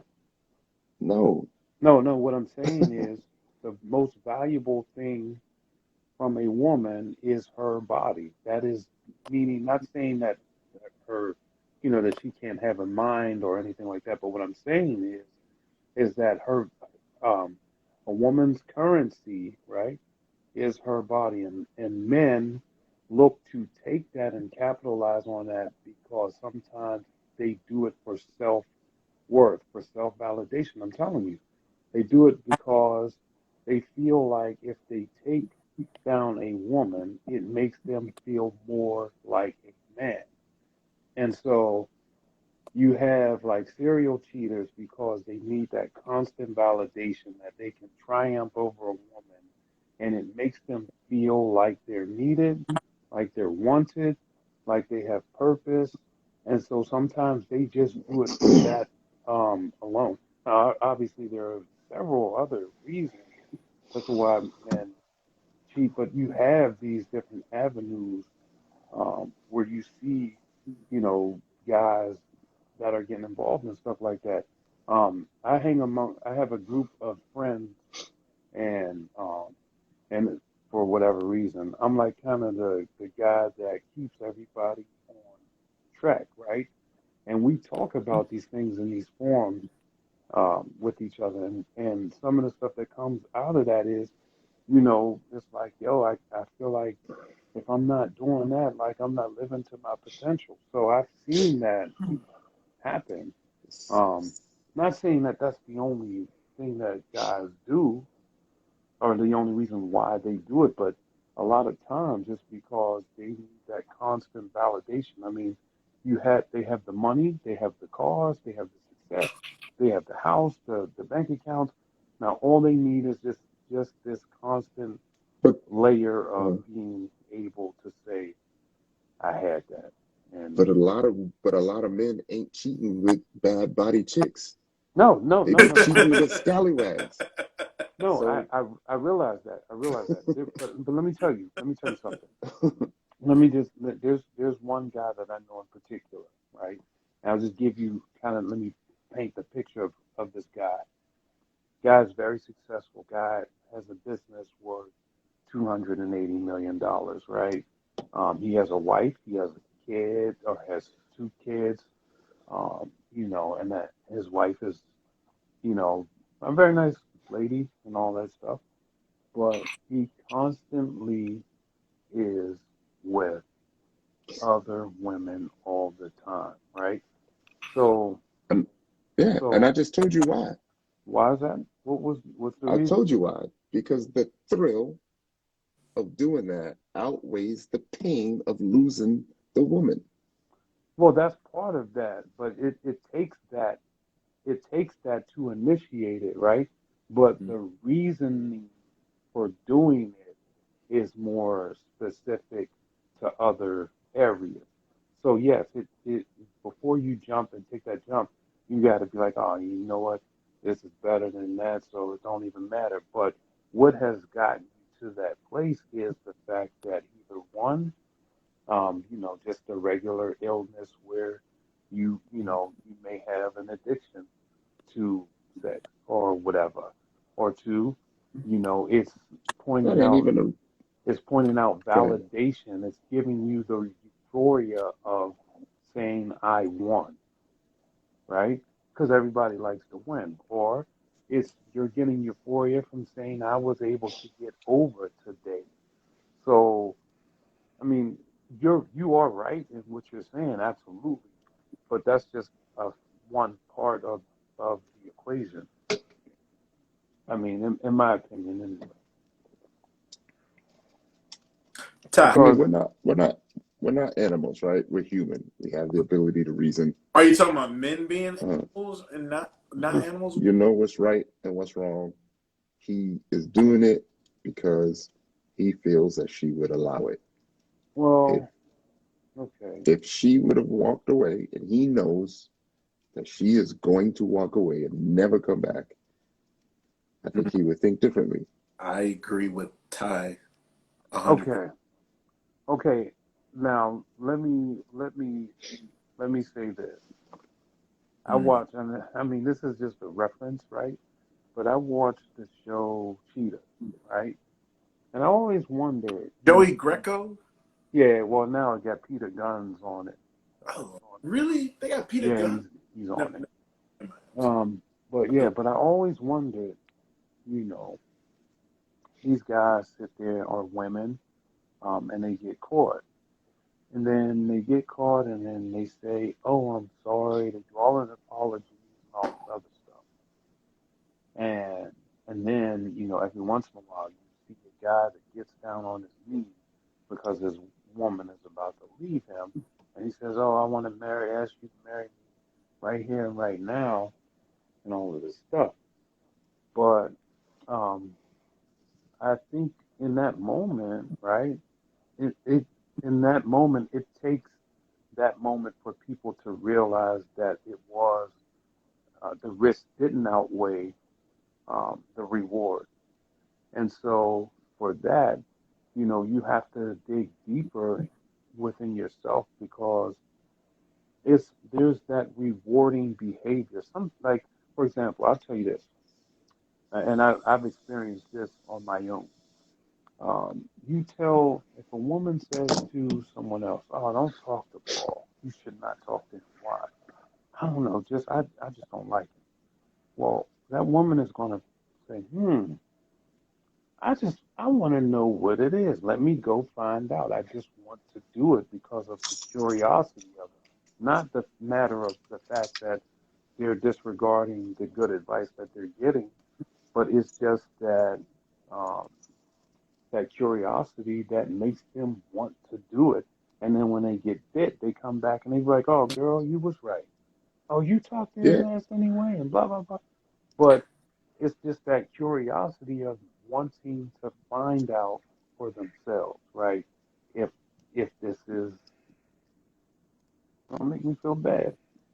So yeah. The curiosity is never gonna go nowhere. right. Like Rihanna, I found out Rihanna was pregnant today, but Wait a minute. You found out if today? Rihanna was here, That was 36-hour news. That was 36-hour you news. know, Well I'm gonna be curious.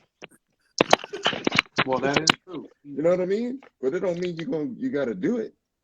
Nah, True. you That's you true. don't That's have true. to, but there's It some Okay, was so people the that reason that you're 36-hour will. doing it, news, though. and even in that scenario that you just said, he begged, he cried, he pleaded, but in the end, she took him back, right? Well, Breely Mm-mm. is asking, are you saying every man's going to cheat? Because until I didn't say that. you don't know if I'm going to allow it. You shouldn't allow it. And Yeah. if you knew that, just like a man know that he ain't allowed to go to the strip club. A lot So of he people don't go to the strip club discipline is key. because she don't like that, I guess we're talking about discipline for the man. right? Is that what we're talking So about? What we're you know what the rules are, and she's willing to stick by that, then you're gonna fall in line or leave. I was just told that Kevin Samuels is on Nicki Minaj's live right now. I don't know who Nicki Minaj is anymore. Nicki Have who? y'all heard anything from Nicki Minaj? Hey, you the hip hop producer. Have you heard anything, Paul? Nah, I haven't. Nah, not at all. Past Yo, 5 years? Yeah, hey, no. it's getting late, y'all. It's been what, 3 hours? It's I gotta go to 3 hours. bed. All right, so I'm gonna cap this because it All looks right, like this cool. 5% Yeah, is gonna last for the next 10 yeah. minutes. If We got I 10 go, minutes light round. 10 minutes light round. So y'all gotta ask some yeah, questions. Let's get in it. Let's get out of it. Tyrone and I, we're gonna get down tomorrow because we got some stuff yes, to do for tomorrow. sure. We making it happen tomorrow. Whatever Ladies, you got to ask, yeah. let's see it in the chats.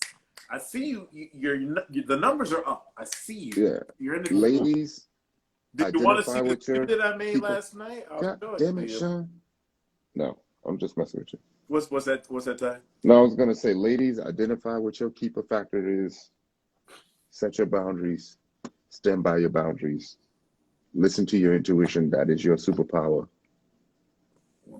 Kim You know, Dudley's asking, can and the answer don't is yes, I can settle. cook. So if you look at my page, there's nothing but recipes. And especially next week, I'm going to have a bunch of Super Bowl recipes because I just made a wonderful sausage and chicken stew. It's fantastic. It's delicious. It's Cajun. I could No, it's I could Creole. cook It's Creole. So you're welcome. I could cook a meal or two. A meal or two. Shawn, I asked my question. Scroll up. God damn, I got to do work. Sherry.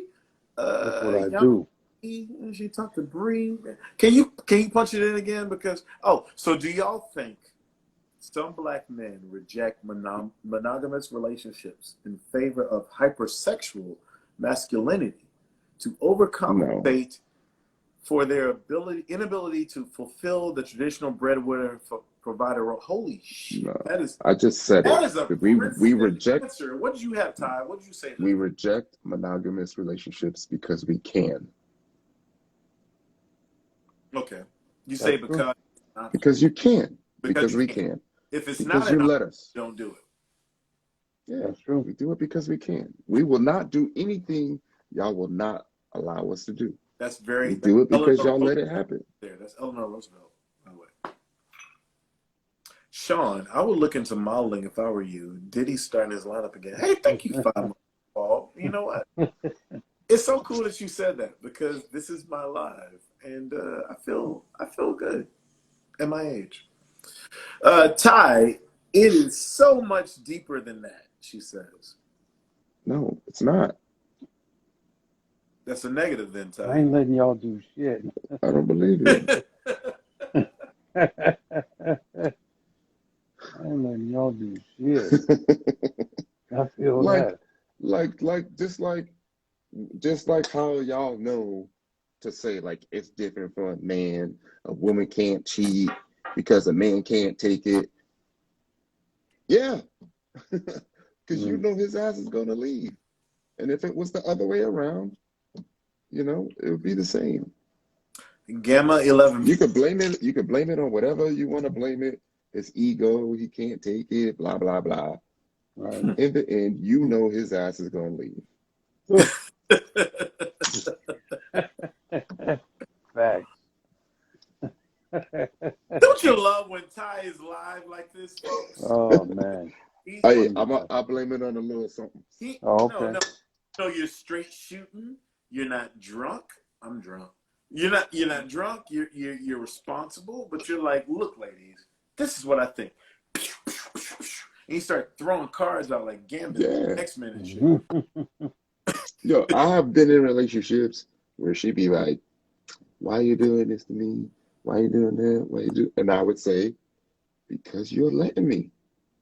You've allowed me to do it. Right. You've given him that rope. Right. Right. Well, let me Any ask you questions, this. ladies? You're on the clock. 6 minutes. Let's say 6 minutes. T-minus 6 minutes. Let me ask a question. You got it, Paul. What you got? All right. Go, Paul. So what? All right. Let's start with you, Ty. When All right. you see anything that is a red flag, right? What do you do? I can hear you. I'll make a mental note of it. And then what? If there's multiple red flags, then I'm walking away, With depending on what I want to do. with Some red or flags I'm willing to with overlook. with or without conversation? Yeah, some red flags I'm willing to overlook. Okay. I can overlook a little bit of crazy. If Yeah. if she's faithful crazy, like crazy for me, then you know, maybe it's okay. I got you. Crazy for you?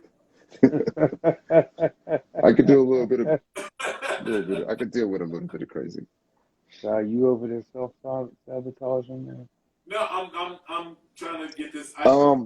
There was a question about because you're unhealed or don't think you deserve love from that person, so you self-sabotage. No, I don't think it's self-sabotage. I think we're adults, like you know what it is by Right. now. We should be. You know what it is. Probably rhymes still from the right. You're either willing to walk away to preserve your boundaries or you're not. Yeah. And I feel like as a man, we are identifying your boundaries early through conversation, through communication, nonverbal communication.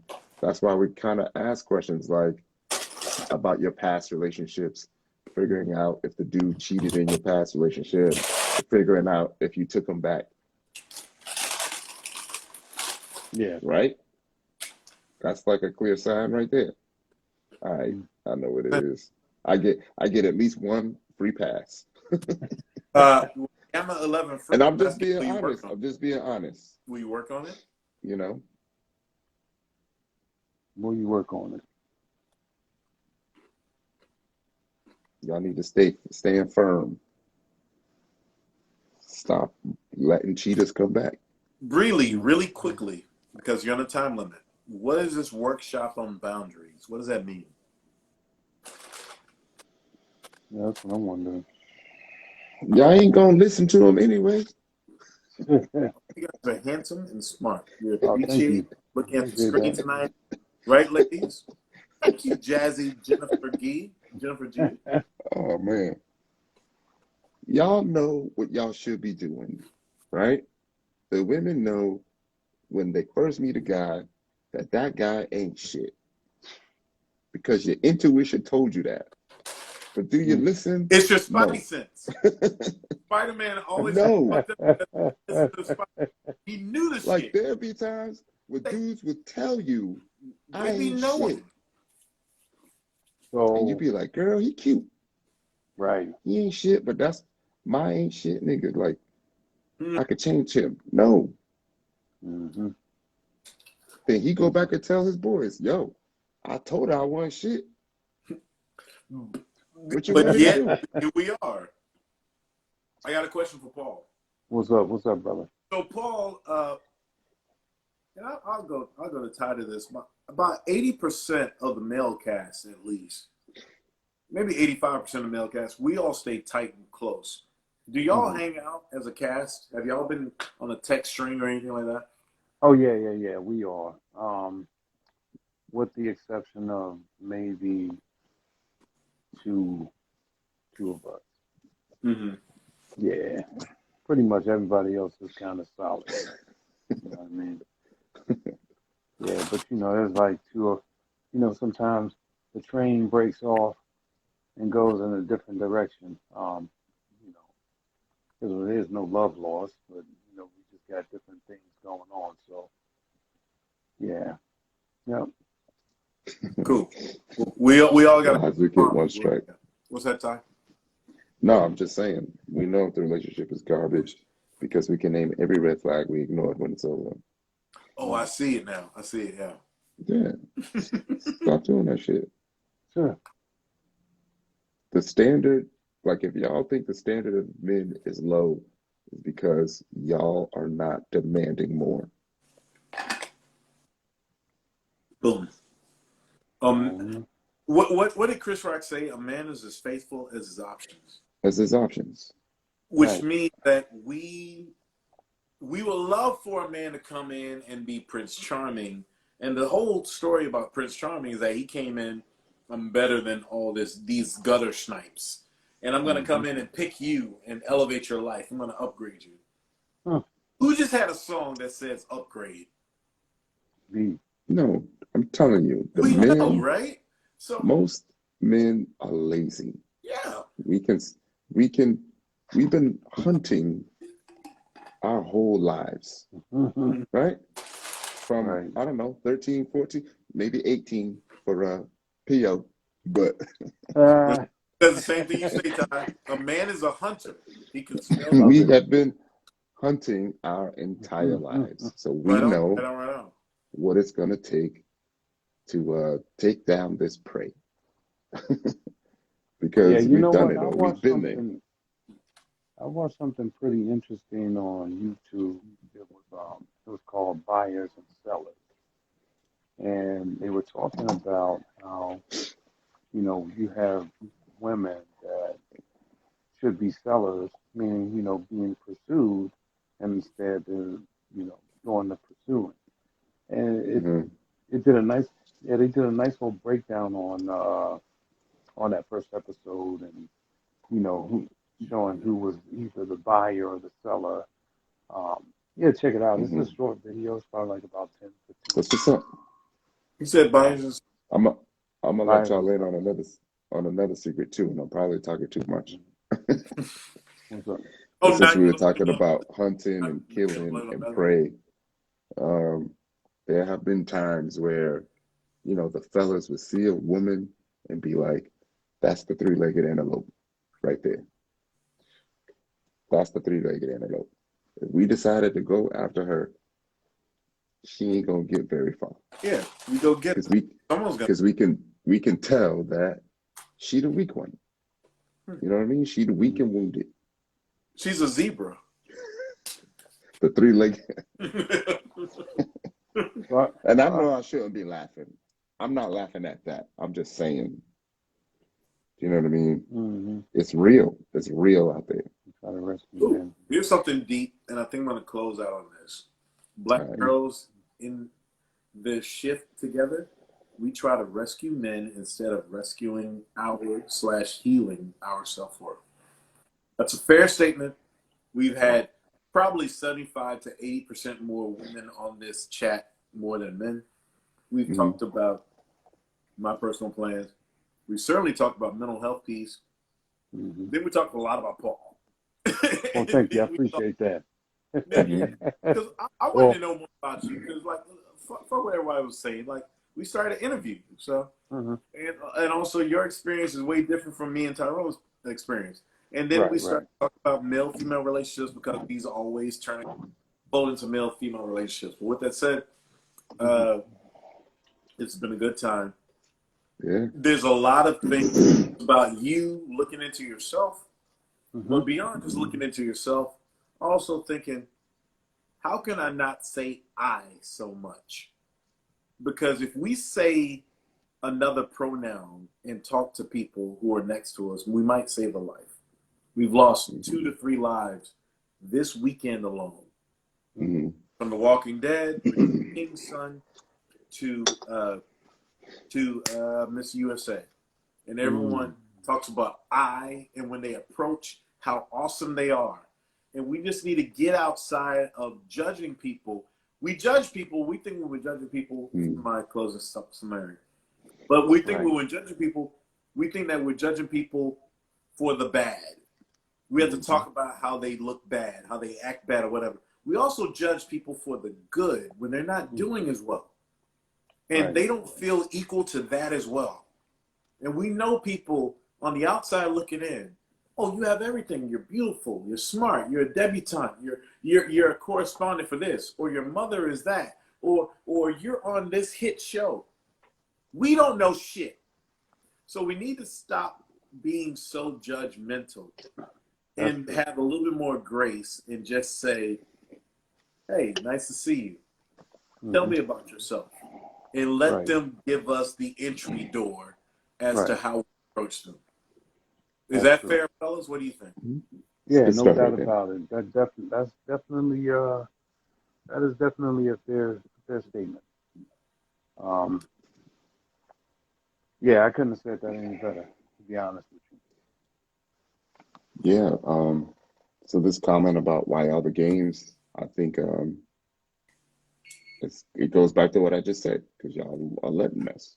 It's not game. It's not games. Y'all letting us.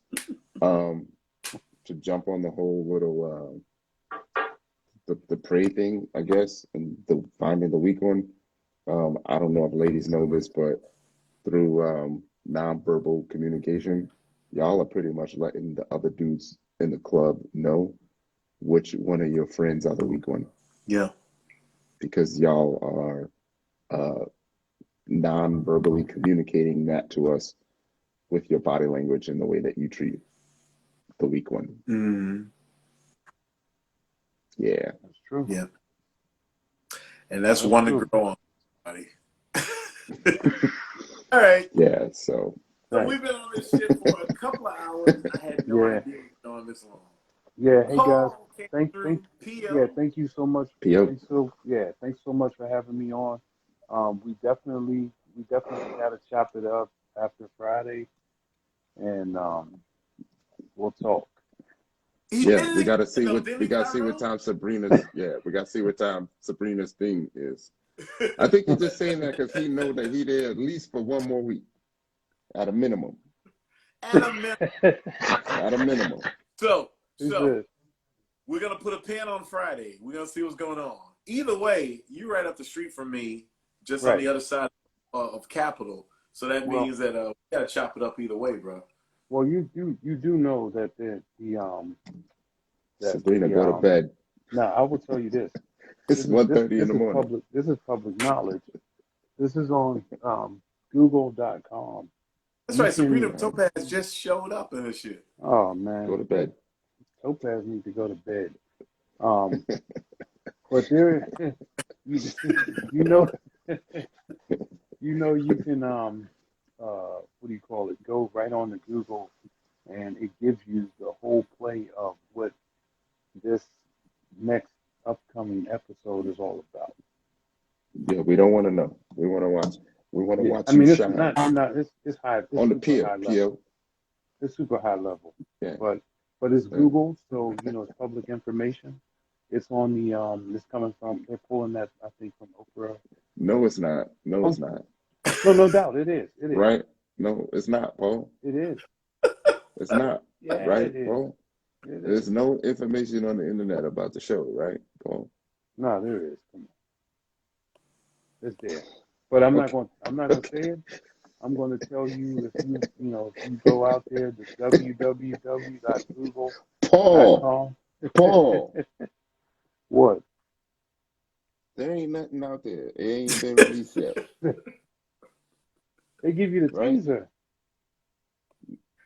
Apparently, the teaser doesn't exist there, Paul. That's what he's saying. There's nothing there. Oh, okay. So I thought it was out there. They ain't loaded it yet. That's The only thing we know is what they showed at the end of last episode. Mm-hmm. Oh, Yeah, oh. they've not loaded the new stuff yet. You've probably gotten the new stuff sent to you. No, I didn't get it. Yeah. No, I didn't get that. We don't get that until probably later on in the week. So. Wednesday, Thursday. Yeah, Wednesday, Thursday. But yeah.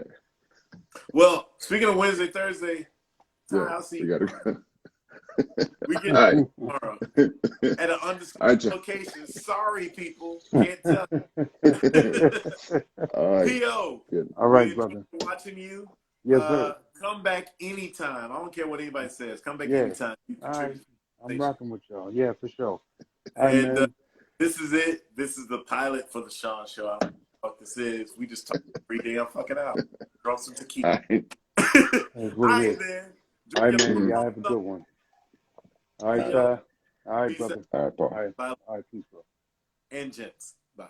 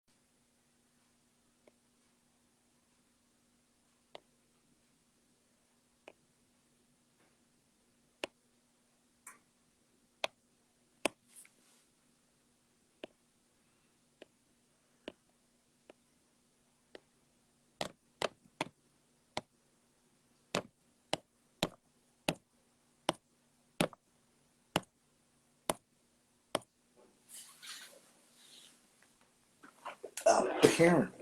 Bad idea.